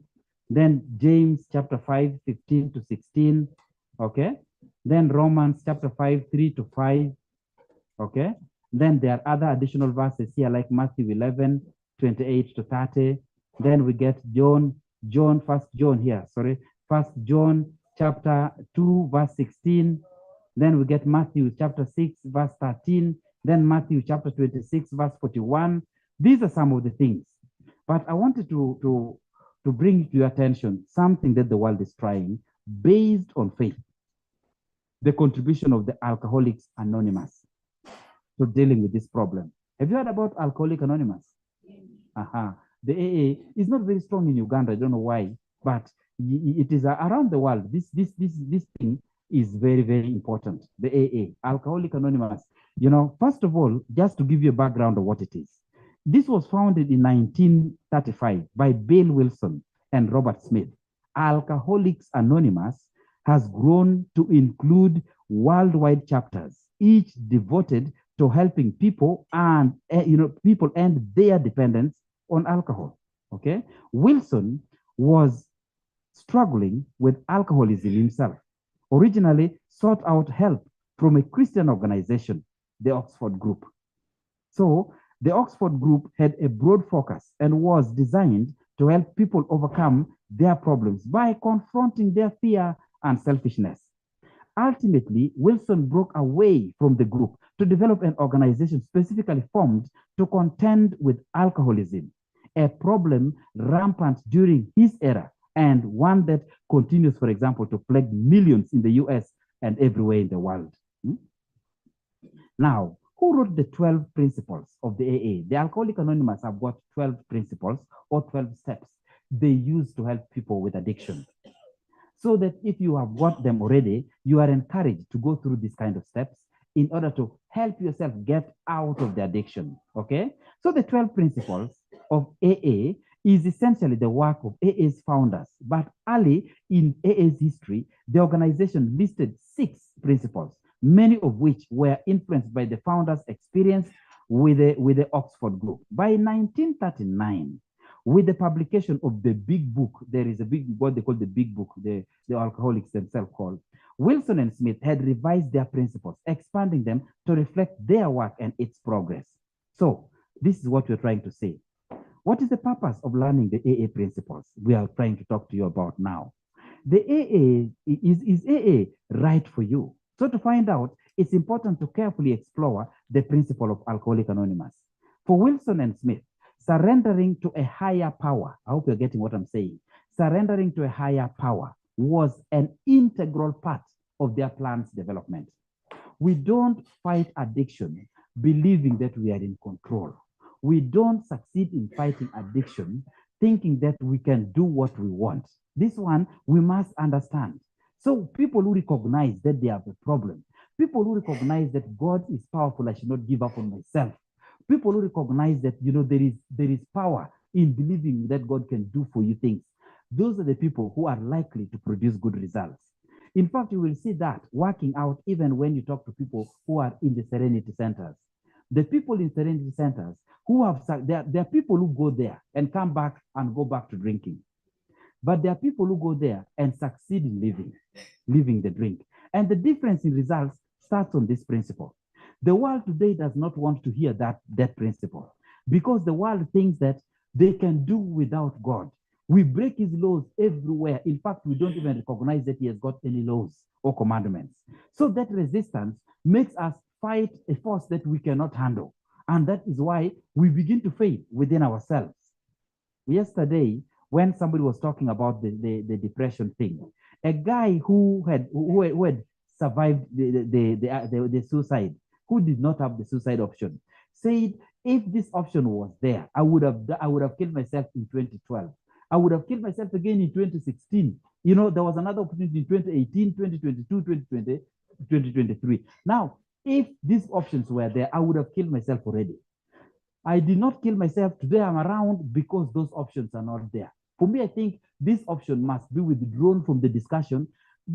Killing oneself is not a solution to life. Now, this is what I'm saying today. I am alive because the option was not there. So when you begin to avail it like that, people reach crisis moments.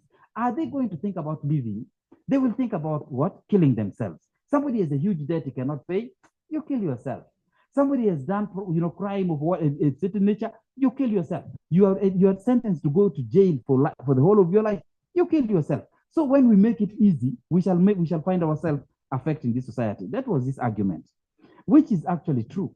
So he was also arguing we must, as normal human beings, realize that there is a power beyond us that whether we call ourselves what or what, we have to connect to for certain success, for certain things to be achieved in life.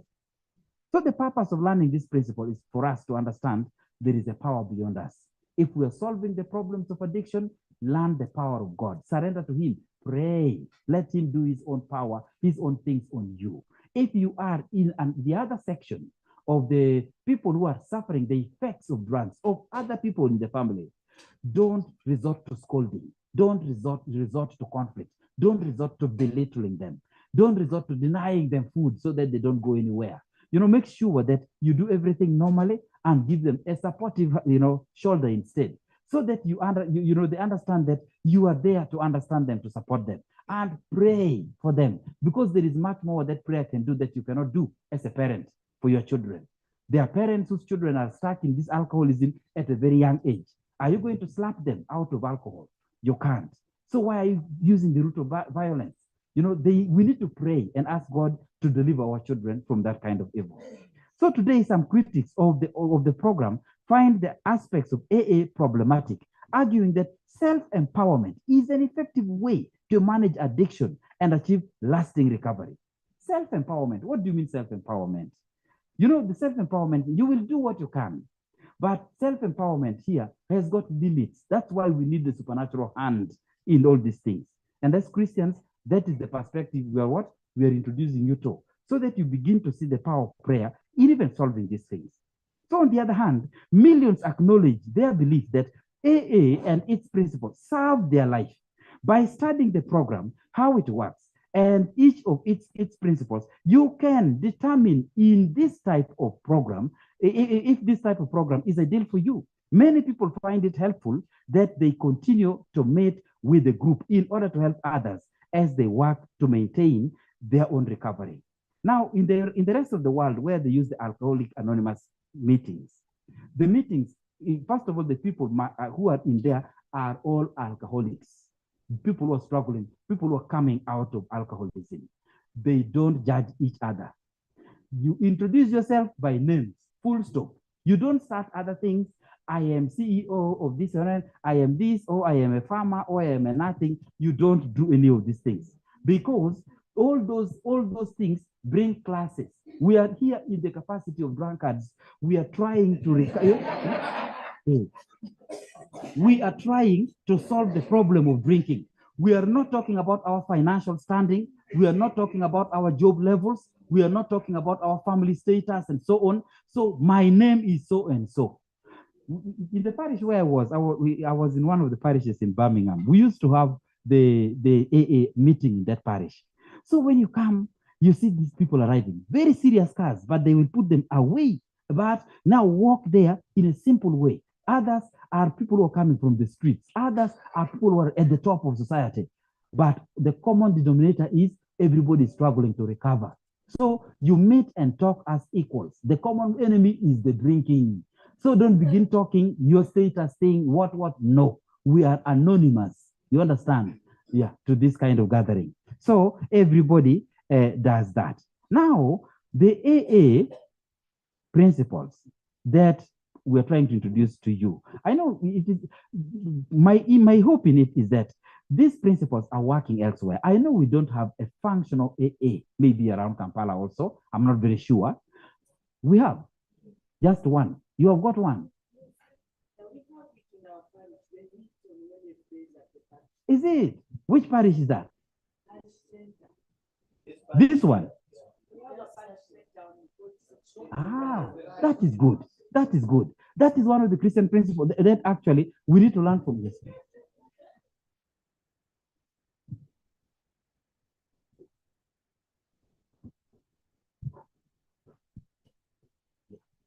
You see, now if you have the things, I think we may not, I will leave this as an additional material to read.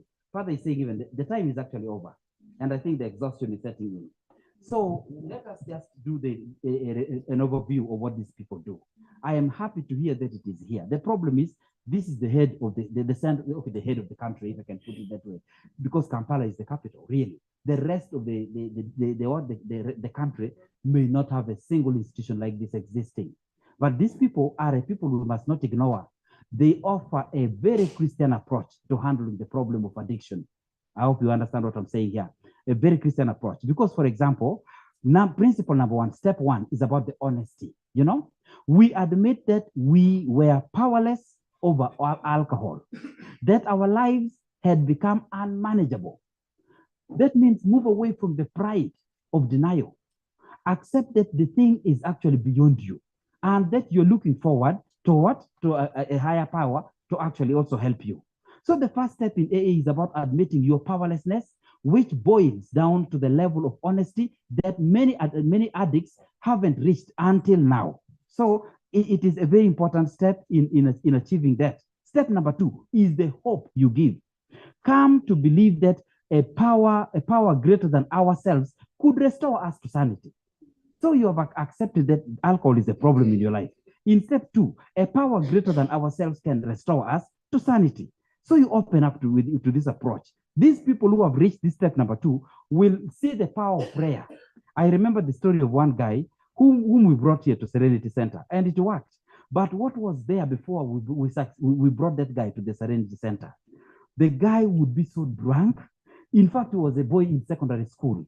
He left school because he could not see what is written on the board, because everything begins to become many copies, you know, on the blackboard there. You know, the teacher writes and he sees a lot of duplication, you know, when actually, then he disappears into the village to drink alcohol again. We brought him from a boarding school because of the what? Sneaking. Now he was in a day school, he was still sneaking, till when he declared, I cannot go to school, I cannot study, keep your money. I am sorry, I have failed.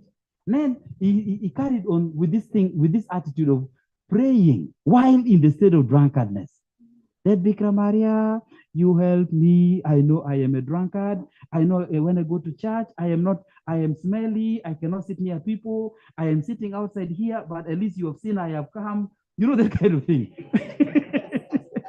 And the boy was behaving like that. He really comes and sits there towards the exit, you know, where the main entrance is. Just not deciding to sit in the pew with other people because he knows he's smelling. And he says, Bikira Maria, you know, Jesus, you know, because I don't want to make people angry, but you can see I have come. It is only you who can help me. He had not read these things, but his belief was that God can help him. So eventually, when we actually brought him to Serenity Center, he accepted. I have addiction problem. I am defeated. I need help, and so on. Every step started moving fast with the staff there, and they found him easier to work with. Within a short time, the guy was better. The guy was, and as I talk now, the guy who had already lost everything went back. Suddenly, you know, he recovered. He said, "What? You mean all my classmates have gone and I stopped at this level? What can I do? Hey, people are even married. They have even children. What can I do? I need to get married. I need to go to school. I need to do this." He wants to do everything at the same time. I said, "No." You need, but now today he's very organized. He has now 4 children. He works to provide for his own family. But, with education, he can only do a bit now because he cannot. There are certain things that he could not now go back. But we still try to patch him to go back to senior 4. He did this senior 4 as an adult. I said, now you need to be very humble there because your age is going to be the age of the teacher. But he insists because, so such things. So step 3 is about the surrender. You have made a decision to turn our will and our lives over to the care of God as we understand him. Those kind of principles. Then courage, that is step 4. We have made a searching and fearless moral inventory of ourselves. Okay. Then number 5, integrity. Admitted to God, to ourselves, and to another human being the exact nature of our wrongs. You're not trying to pretend to be what you're not. In step number 6, willingness. We are entirely ready to have God remove all these defects of character. Okay? You are willing to be helped, in other words. Number 7, humility. Humbly, you're asking him to remove our shortcomings, asking God to remove. So the disposition is a very Christian one. You understand what I'm talking about here? Yeah, every tone is about really a godly dimension. So you made a list of all the persons we had harmed and become willing to make amends to all of them. So you want to reconcile with the people you have hurt. You abandoned your wife with children. For many years they were without you. Now you want to make amends to your family. You want to make amends to people you have hurt. Money of people that you have consumed and you have never paid. Debts here and there. You accept, you take responsibility. That is step number 8 that works with these people. Then number 9, the responsibility thing. We made direct amends to such people wherever possible, except when to do so would injure them or others.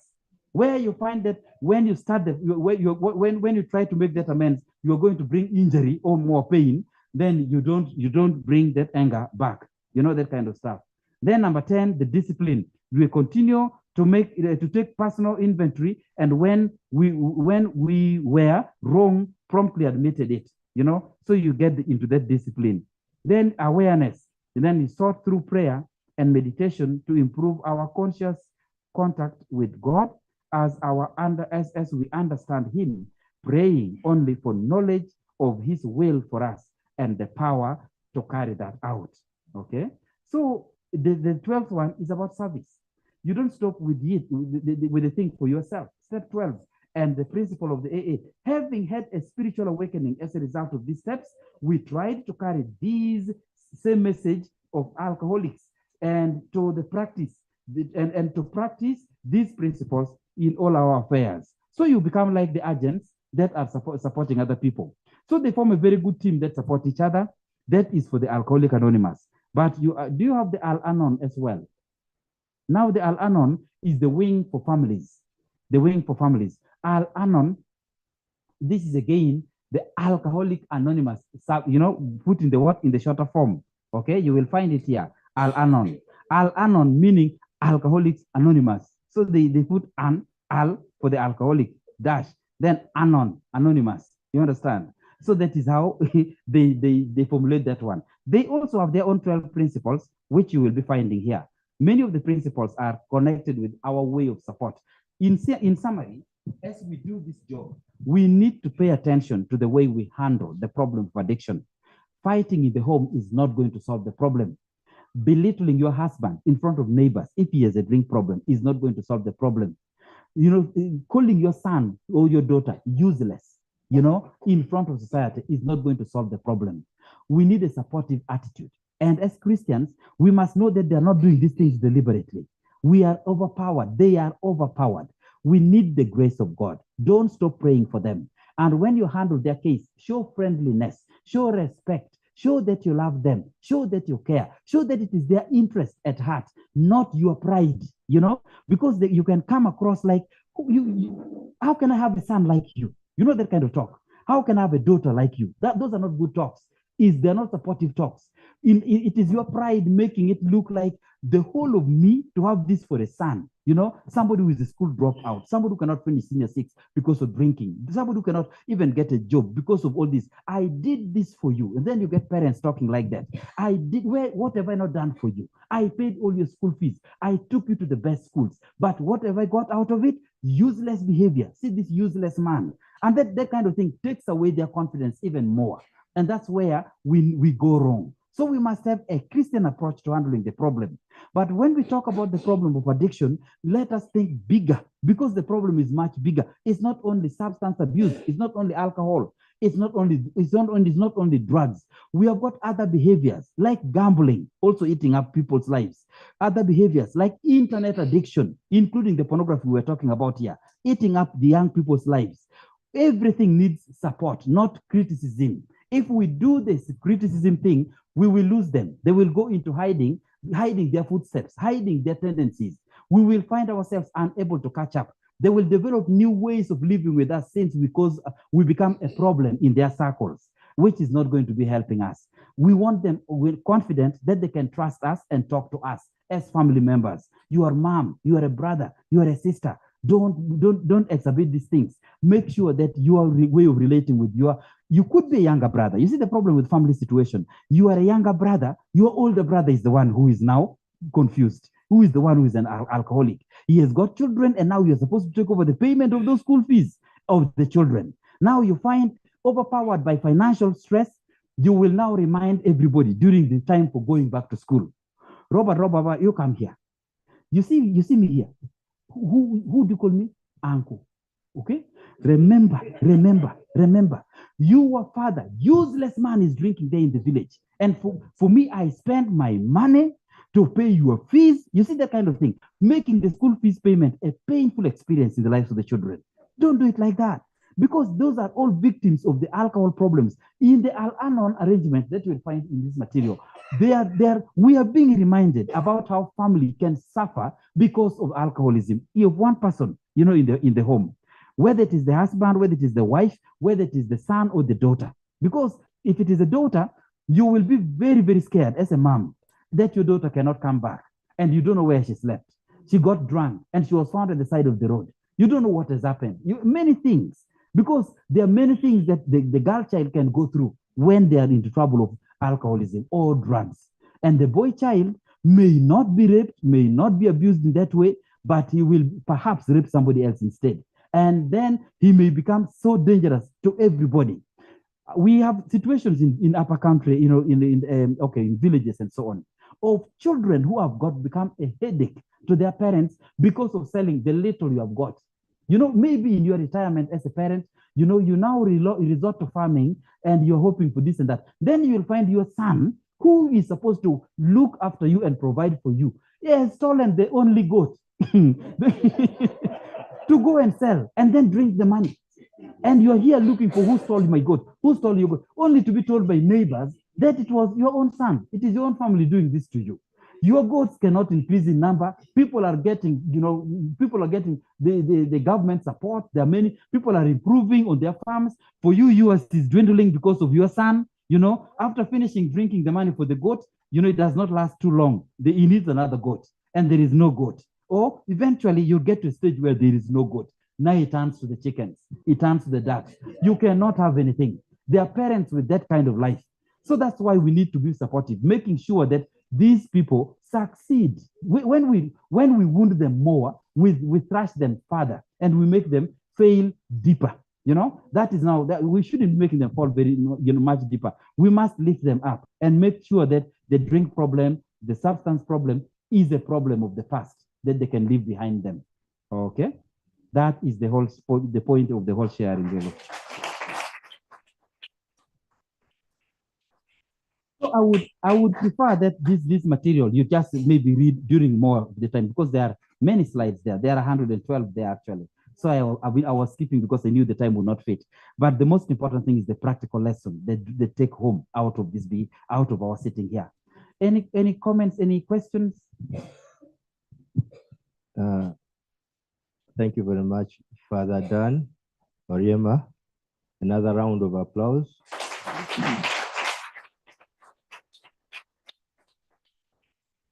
Our topic is understanding and finding solutions to addiction. I'm sure we have understood and we have found solutions, much as we may not be addicted, but we are going to help so many other people.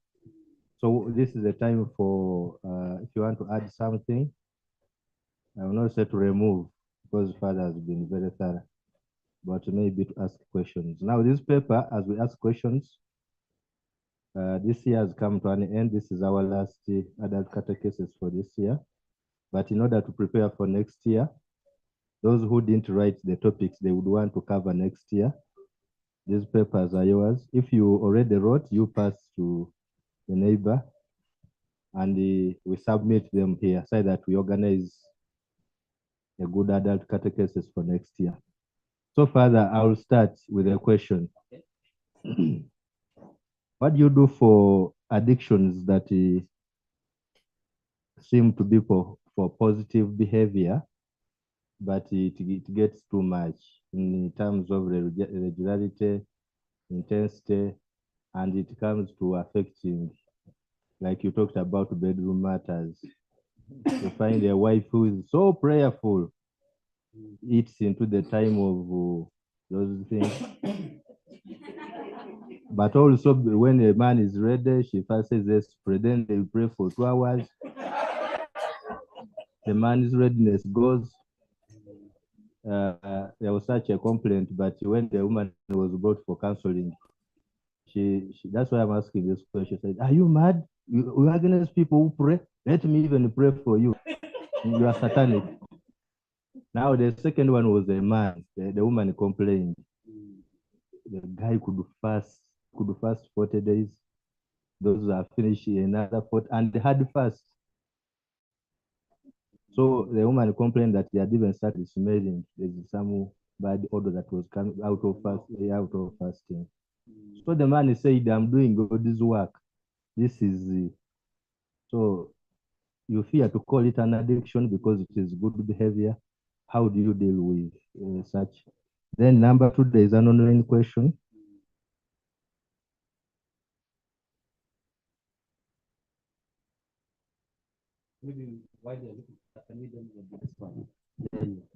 Now, there are actually it's true there's some good behaviors that can become addictive. Even work in the ordinary sense. Somebody can choose to work almost non-stop, giving no time for family, giving no time for rest, no time for being together in family. Those can also be addictions of themselves, of their own. They work in the office, they come home, they carry on working at the desk. Instead of coming to bed, they are not coming to bed at 1 o'clock, 2 o'clock, 4 o'clock. He comes to sleep a very short time and is off again. Those things can become a problem. Addiction, if it is addiction, whether we are calling it good, it becomes bad because it is an addiction. It means it has become a compulsive behavior. You're not in control. You end up doing things without you seeing, without you deciding. It is good that your children should know internet, should know computers, ICT. But if your child cannot put the phone down because of ICT, there is a problem. If you cannot do anything else, cannot play a game, cannot run, or work because of what? Because of being on the phone or on the computer all the time, you will also become a worried person. Anything that is too much is a problem. When Jesus was talking about the work of the apostles, he told them, much as pastoral work is a good thing, he said, find time to come away and pray. Come away and be by yourselves. Take rest, because so many were coming and going, because the apostles were hosting that and they would not even have time to eat. So Jesus himself also used to create time for other things. So addiction, even if it is going to be justified, it is for the sake of prayer, for the sake of this, for the sake of that. Nothing that is an addiction becomes a positive behavior. Okay? So we need to make sure that we regulate things. Some addictions may be worse than others. When we're talking about somebody who is doing work, you may not complain like the one whose addiction is about alcohol. You understand? Because this person here gets very big farms out of his work, then you'll find less complaint. The other one sells whatever we have got in order to drink, more complaint. So the outcome of both is dangerous for your health, dangerous for the health of the family, dangerous for the unity and normal life for families. So it is important. Now, like what the example our brother has given here, we know that you must pray, but we don't start this thing. First of all, that's why we say the rosary and night prayers. That is enough. It's not like you have to pray throughout the night. It's not like you pray now 2 hours, then by the time the other one is dozing now for you, now you are finished prayer. Those kind of things. They are spontaneous behaviors. They are spontaneous behaviors, so we cannot use that as a defensive area where we say now you did the correct thing, because it's a natural process. It must take a natural trend. When you begin you begin with a lot of things interfering with it like that, it can also cause problems. Okay, so we just offer it to God as a thing that God needs to help us in. Think correctly. That is what I would advise. Understand this concept, this problem correctly. Addiction is not a positive thing. It is negative, even if it is happening around a positive thing. Okay? Yes. So, Father, somebody is asking, is lack of emotional well-being the genesis of addiction? If emotions are well taken care of, therefore, does this reduce the risk of addiction? That is a very good question. Emotional well-being is a very important factor. Many people, because of that lack of emotional well-being, end up finding how to trigger the right feelings. And that is how they begin trying substance. The implication of this behavior for you as a parent is that you must make sure that you do what is correct for you on your part to ensure that children are trained, first of all, to mature properly in life. That life will not always be pumping you. It's not about soft things, good things all the time. You must also mature to face the reality of life. Not everything is going to be pleasant. So don't be expecting that it will be rosy every day. And that reality is brought in the upbringing of children. You notice that sometimes we may not realize that we are contributing to the psychological growth of our children. Handling frustrations as part of the development in psychology, development of a child in psychology. The child, imagine that a child gets growing with the mind that when he does, mommy runs here. You understand? So, he knows that, he says, mommy has come and given him a lift. Then now you want to put him down, he does not want. Mommy continues lifting and then doing work around. Then he wants food, he gets his food. What if you make a child continue to have that pattern all his life? The child will not understand that life does not work like that. He will not develop the capacity to handle frustrations. He will develop the capacity to handle reality. These are the children who, because they have been over-pampered and not exposed to dealing with frustrations, end up thinking that the world is the magic place. Everything must work the way I want. So I want this, I must have it. I want this, I must have it. That's why sometimes the way you see sometimes African mothers also balancing these else. You can cries and discovers that when you cry and nothing happens, the child will see no point in continuing to cry. I don't know whether you realize this. And that is part of the maturity I'm talking about. Then you will know that for certain things, crying don't help.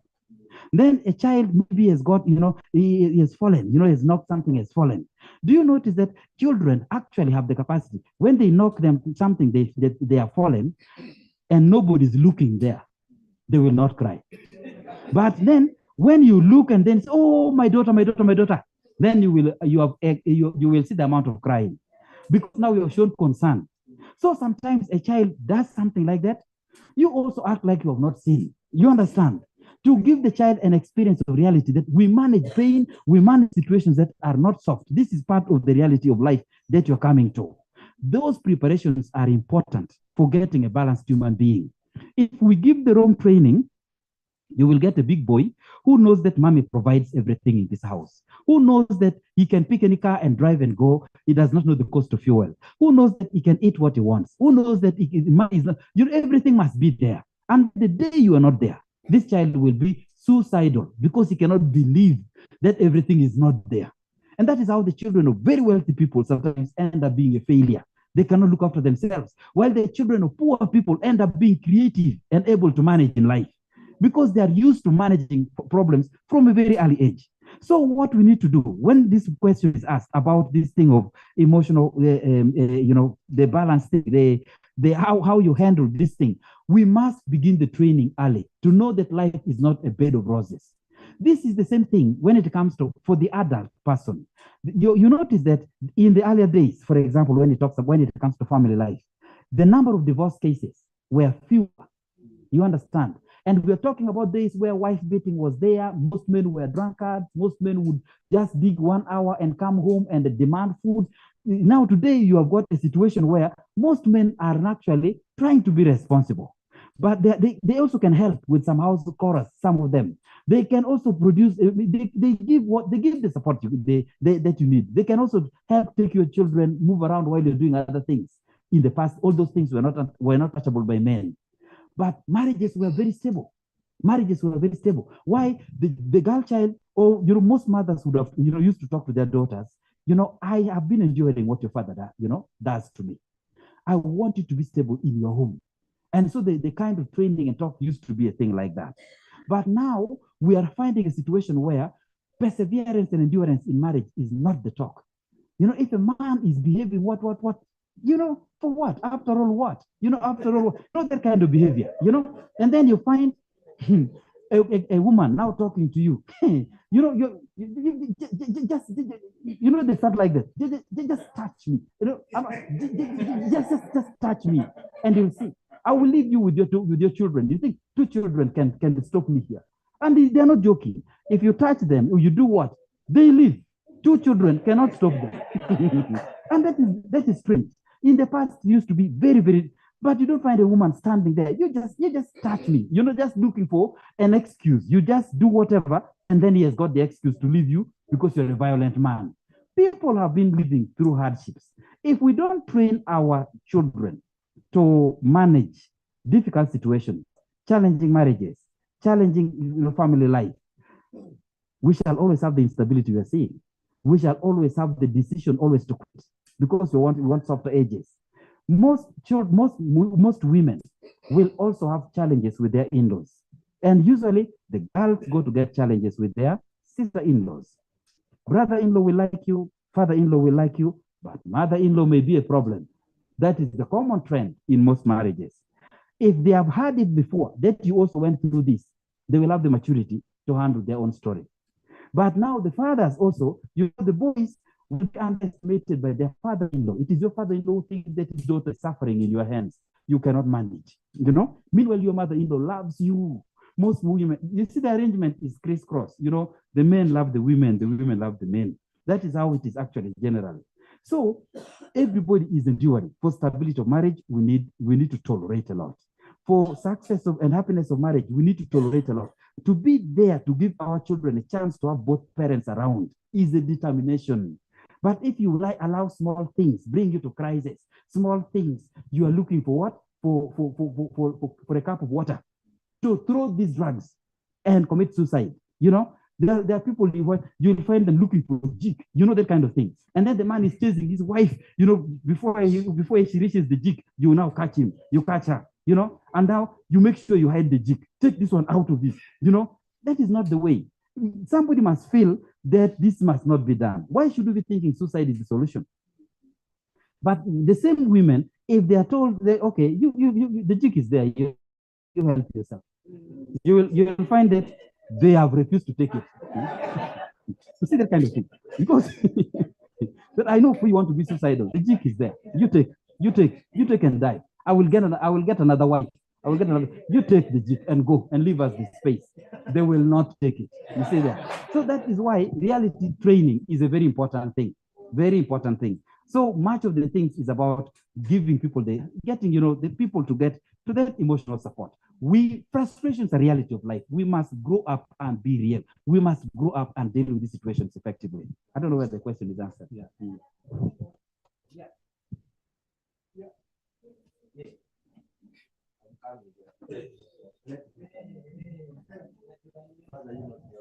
Father, mine is not a question, it's a supplement.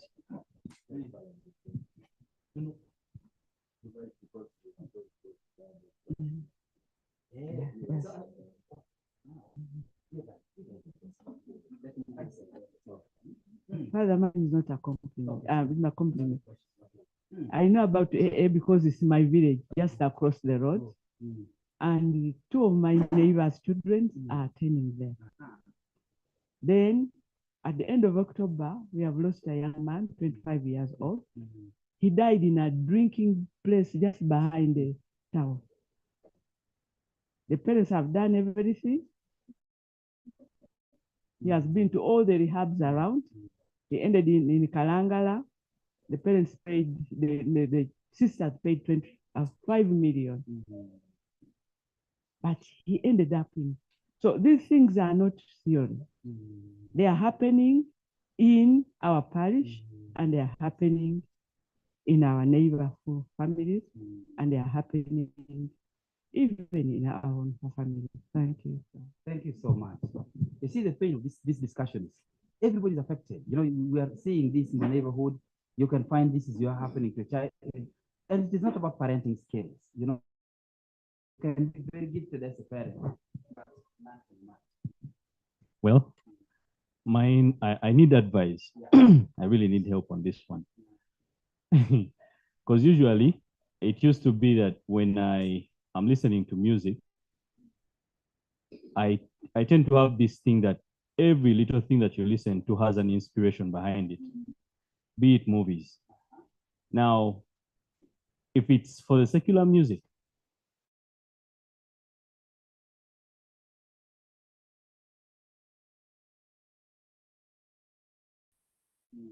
I used to take a lot of time, and now I stay in Chireka.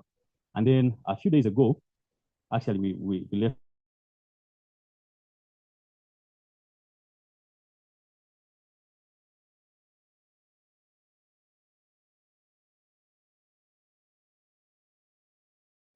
my classes, and then did you hear the news? And I'm like, what happened? We've lost people, and I don't know now where to go.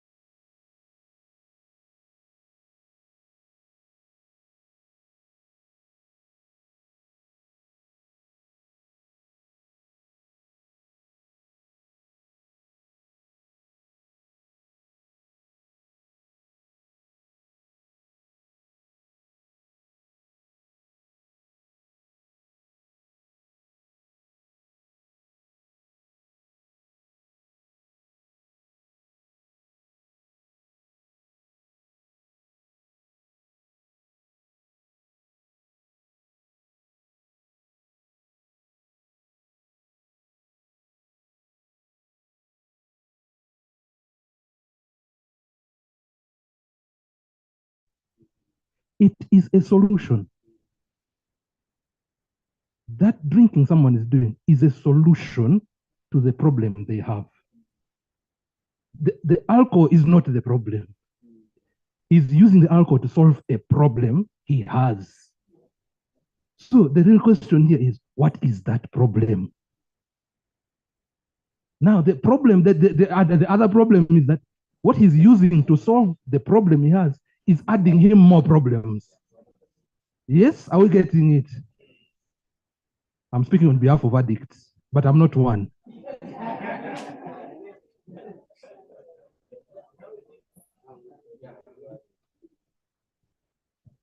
Someone is solving their problem using alcohol. Unfortunately, the alcohol is worsening, is creating more problems, which are compounds and adds more problems on the existing one. And the problem they're trying to solve really is one. They are not comfortable in their own skin. They feel they are lonely in a crowd. They are an alien in their own. They are not. No one sees me. I'm not. They wonder what no one sees us. So I solve that problem using alcohol, I solve that problem using a zari. I solve that problem. That is how peer pressure also comes. I want to fit in. I want to be seen. I want to belong. And no one sees me. No, I am not there. I don't exist. So I used to wonder about this statement of Jesus in Matthew 22, 36. Well, the Catholics with Bibles. Jesus said, the second greatest commandment is like the first. Love your neighbor as you love yourself. Jesus is assuming you love yourself. A person who goes into addiction is telling you, I don't love myself. That is the cry of an addict. I don't love myself. So how Jesus is already assuming, love the others like you love yourself. I used to wonder about that thing because an addict does not love himself because his cry out is that alcohol is trying to solve that lack of love for themselves. Of course, Jesus assumed that because he believed that you knew the Proverbs chapter 9, verse 10, which says, the fear of the Lord is the beginning of wisdom. And the knowledge of God is understanding. So he assumed that you all knew that first get to know God, then you will start loving yourself, and then you can love your neighbor. So I truly, you are 100% as I said, but I truly believe alcohol is a solution to a problem. The problem is truly a lack of love for ourselves, which is getting worse every day. Thank you. Just as a response, to start with the first one, what our brother is saying here is actually true. We need to pay attention to the things that we allow enter our heads because these things have got a way they can shape us. Watching violent movies will produce violent people. Okay, watching God-fearing movies is going to have that same effect. So when we watch bad stories or even listening to the music that are horrible, music that glorify maybe murder or robbery or whatever, they are going to make you admire those things because you begin to see the heroes accordingly. So it is really true that we need to evaluate the kind of things we expose ourselves to, or we allow our children to expose themselves to, because those are the things that will shape you. The soap that the other person ended up also committing suicide and so on is understandable, and exactly we're doing that. We're not very far when you watch the behavior of people in football, for instance. You know that people are fought in football. The man who does not know you, but you give your neighbor here a slap because you know that kind of thing. They don't know you in Man U. They don't know you in England. They are not even aware you're watching. But people have killed each other.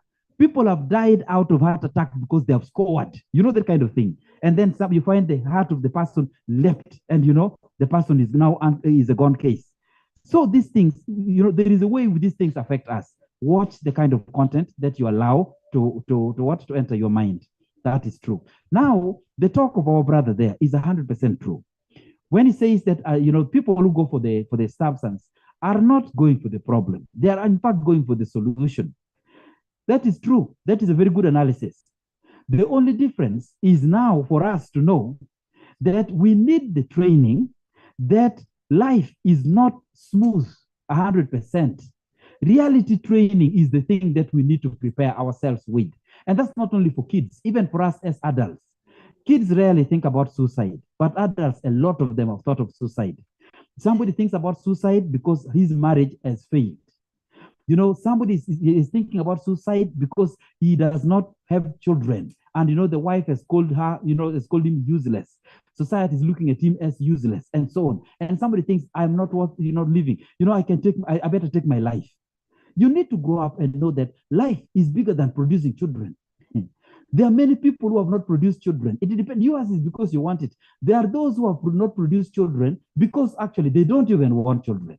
So you are even thinking about things that are not a compulsory thing in life, So there are things. So you find somebody who is unable to conceive, and then she thinks she's a useless woman. Womanhood is bigger than conception. And you will find men who want women who don't conceive. And you have not looked properly yet. You're thinking that... And here you're thinking that who is going to get married to me? Who is going to get married to me? Solutions are there. So they are all things that, we need to change our mindset. Because there are people who, a wife conceives, she says, I don't want more problems. Why did you get this? As if you are supposed to do what? Conception, you know the process. Why did you go for the process? You understand? So you find, it becomes another argument in the house because you have got another baby. So the thing is, if you look well, there are people, not everybody celebrates the same thing. So we must understand that our problem that is leading us to inability to be happy with ourselves, inability to feel good about ourselves, is because of our attitude and our perspectives of life out there. We need to readjust, training ourselves very well, training our children very well, to know that life is about many things. There are people who have resorted to drinking heavily because of this problem of children in marriage.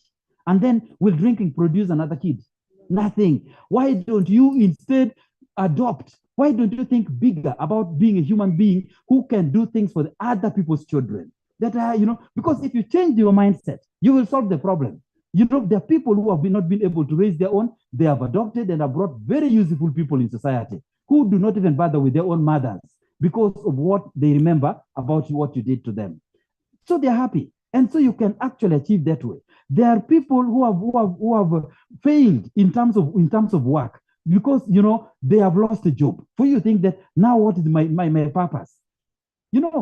Sometimes you find people retire and within a short time, they are also dying. I don't know whether you've been seeing that kind of then you begin to wonder. You know that for you are retiring from a job. Somebody has not had a job from life, from birth. For you, at least you retired from something. And now that it is finished, you want to die.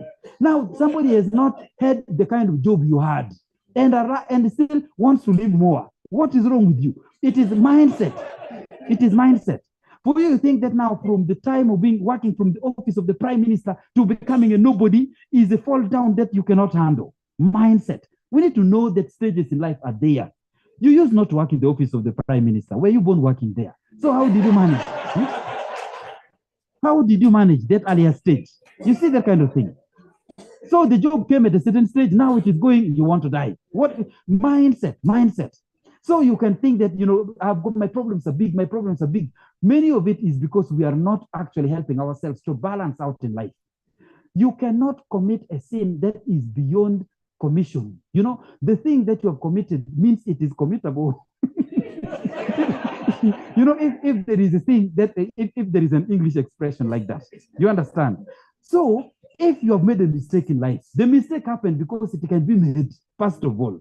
If it was the mistake, I don't think any of you can make a mistake regarding rocket stuff because we are not capable of getting to that rocket thing. We shall make mistakes that pertains to living with other people here. So that is normal. So the fact that you have made a mistake is not the end of the world. You will learn from mistakes. So the fact, if for you, you're being brought up, always, good boy, excellent, good boy, you have never been scolded that you're useless. You will find yourself, the day they call you useless, is like the end of the world because you have never been, you must, that's why I say we need to be all around. People you see looking useful here have all been called useless at one point. People you're seeing respectable have all been embarrassed at one point. So there is nothing that is unique and very, very, very, happening for the first time, in life because it has happened to you. So our inability to adjust and deal with real things in life is an area of weakness. Don't allow that to enter your children if you're a parent. Don't allow that to enter you as a young person, as a person in life. Make sure that you have the resilience that life requires. We start working, we finish with the career stages, you reinvent yourself in the world of retirement. Then you get into retirement, you reinvent yourself in how to manage many things. And people who reinvent themselves continue living after retirement, 30 years again, 20 years plus. But then you'll find those who cannot reinvent themselves. They stop socializing. They stop going to join colleagues because now they used to drive. Now they are on foot. They cannot manage. People are laughing at them. What? Then you begin to wish now life ends. That kind of thing. And then sickness comes and finds you wishing that life ends. That kind of thing. It's a very bad thing. It's a very bad thing. If you are sick, you must be sick with the mind to go home. If you go to the hospital, that for me, I'm now not coming back. You will not come back. So it is also important that you must reinvent yourself, and we get to other stages of life. You have lost a job as a young person. Reinvent yourself. That job is not the only thing you do with life. Before these jobs came into existence, people were living out of natural arrangement without any jobs. Now your jobs in telecommunications. Now telecommunications, where we're not communicating before. Let's carry on with other forms of communication. We do these things. Make sure that you reinvent, because you may not even know that you're good at business. You may not. Many people discovered themselves that they can do better after COVID because the jobs were compulsorily gone. You see there. Then those who had the correct mind reinvented themselves. Some people left teaching, discovering that actually, doing this, doing their own work was paying better. Getting to their own farms was actually more rewarding, and so on and so on. Others left tailoring, others left government jobs, these jobs where you get hundreds of thousands only. Then you discover that after selling fish 4 times, you are in millions, that kind of stuff. And then, instead of waiting for this thing, and 4 times here you can sell within a week, instead of waiting for the whole month, and then they pay you 650,000 minus taxes, So that kind of stuff. Those are the problems. So we can reinvent ourselves and go ahead with life. That is what we need. So that solution we are talking about is an escape, because a solution, because we have got no capacity to deal with the reality. So we need solutions from outside. And when we get the solution, it is not actually a solution. It is an escape in the sense that we don't want to think about it. My wife has left me. I don't want to think about it. So beer, you take very strong alcohol. In fact, the glass is not delivering quickly. You begin to get the bottle. And when you get yourself into the habit of delivering using bottles instead of glasses, there is a way the mind connects. The glass looks like we shall go slowly, but the bottle looks like we can, take this thing to the end. That kind of stuff. So the mind works and processes those information also. So we must make sure that we get into the reality of life to balance that life is not the same. People lose children and they continue with the remaining children. You understand? Not that my child has died. My child has died. Now your child has died. There are 6 more outside here. Now this one has died. What are we going to do? You want actually to cry and kill yourself with this one. Now what happens to the others? The others there are people who will look at it and say, no, I have lost, but I still thank God. My children are still there. And then they reinvent themselves. After the loss of a person, they reinvent themselves to appreciate other things that are still left around. You understand? The fact that some are there. Suppose that you had only one child. God foresaw and gave you more. So suppose you had only one child. What would you have done at this stage? There are people who have got just one child and the child dies. And then you do what? Commit suicide? Do what? Some of them have got the stability to carry on. That, life is more than just having children. I will still appreciate life, even if my children are not there. Then there are those whose children have not died, but all the 6 are useless. You understand? They have not died. And I don't know who is better. Because now this one is robber. The other one is prostitute. The other one is what? Everything, your home cannot exist. Everything is disintegrating because you have got only useless children. You fall sick, the whole neighborhood is thinking that these children are supposed to take him to the hospital or take her to the hospital. You will find that the person who has never had children in life is a drawing sympathy that you cannot draw from society because your children are there. They have decided to be useless. I'm not entering that arrangement. People talk like that. But when you have got no child, everybody knows that Madame so-and-so has never had children in life. Now make sure that you listen to her, to make sure that you check what is going on with her. And then they get actually looked after. They have never had children. So who is the one actually with a better arrangement? So that's why we're saying we must have the maturity to be resilient in life. Life requires resilience. Resilience, I hope you understand that concept. Think about mattress, sponge. You squeeze it like this. It was square, cut. You squeeze it like this. It looks like you have succeeded. You open your hands, it is back to square. That is what we are supposed to be in life. That is resilience. Life will squeeze us, let it look like it has won. And then afterwards, back to square form. That is what we are supposed to be. Yeah.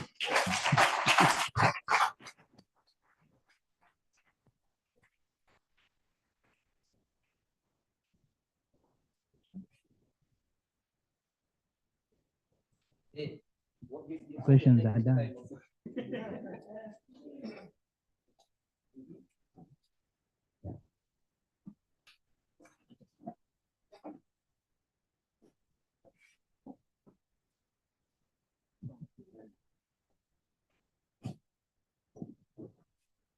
we are going to pass around a paper.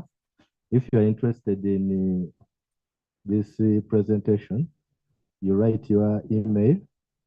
For those who don't have emails but have WhatsApp, you may not have, okay, you write your WhatsApp number or your email. Then Father will request you to read your contact so that they write it down on the slide. But some people may not get the slide. Maybe you just read. The phone number is 0773 917 499. Okay, 0773.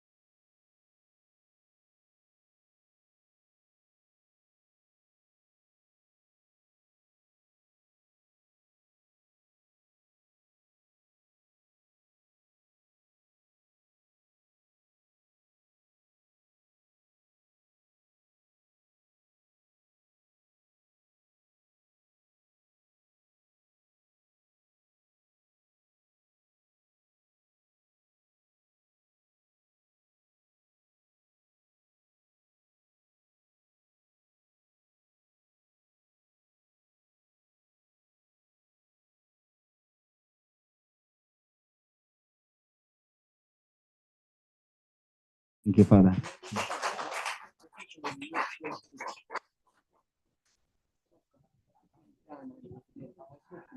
Dear brothers and sisters, join me to thank Father Dan Oryema.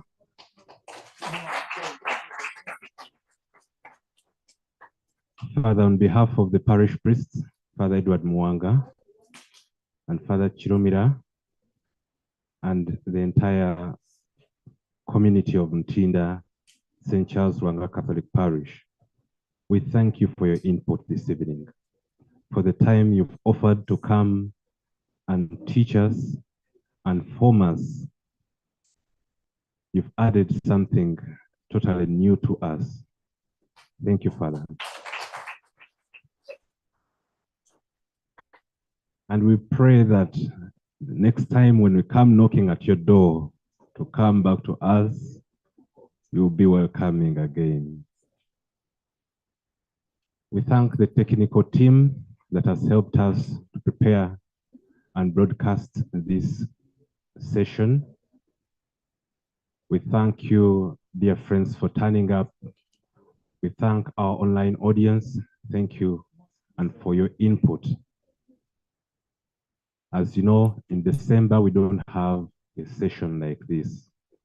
We shall come back in January for our adult catechesis after having gone through the different suggestions. We shall communicate the next topic to discuss. We thank you all for turning up and we wish you safe travels as you go back home. Let us stand up and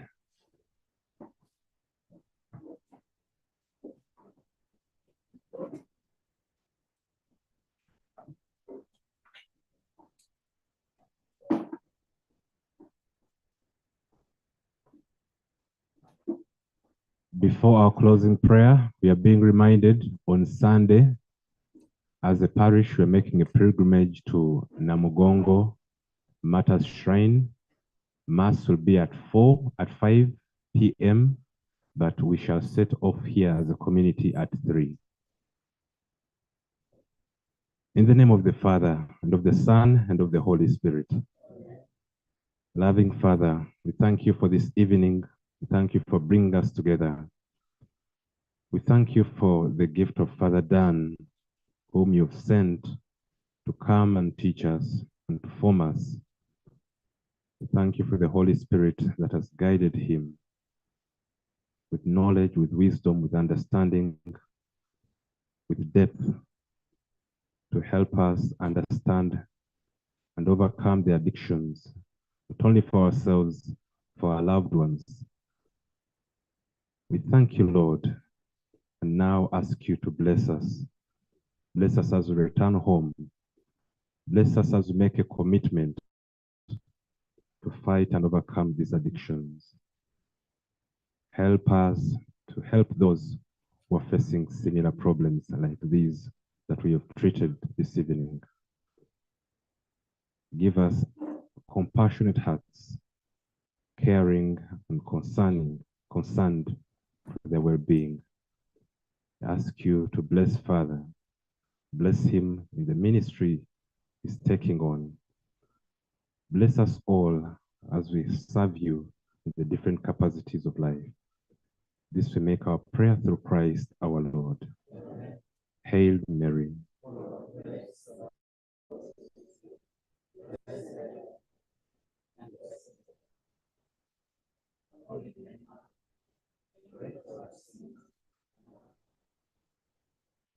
Glory be to the Father.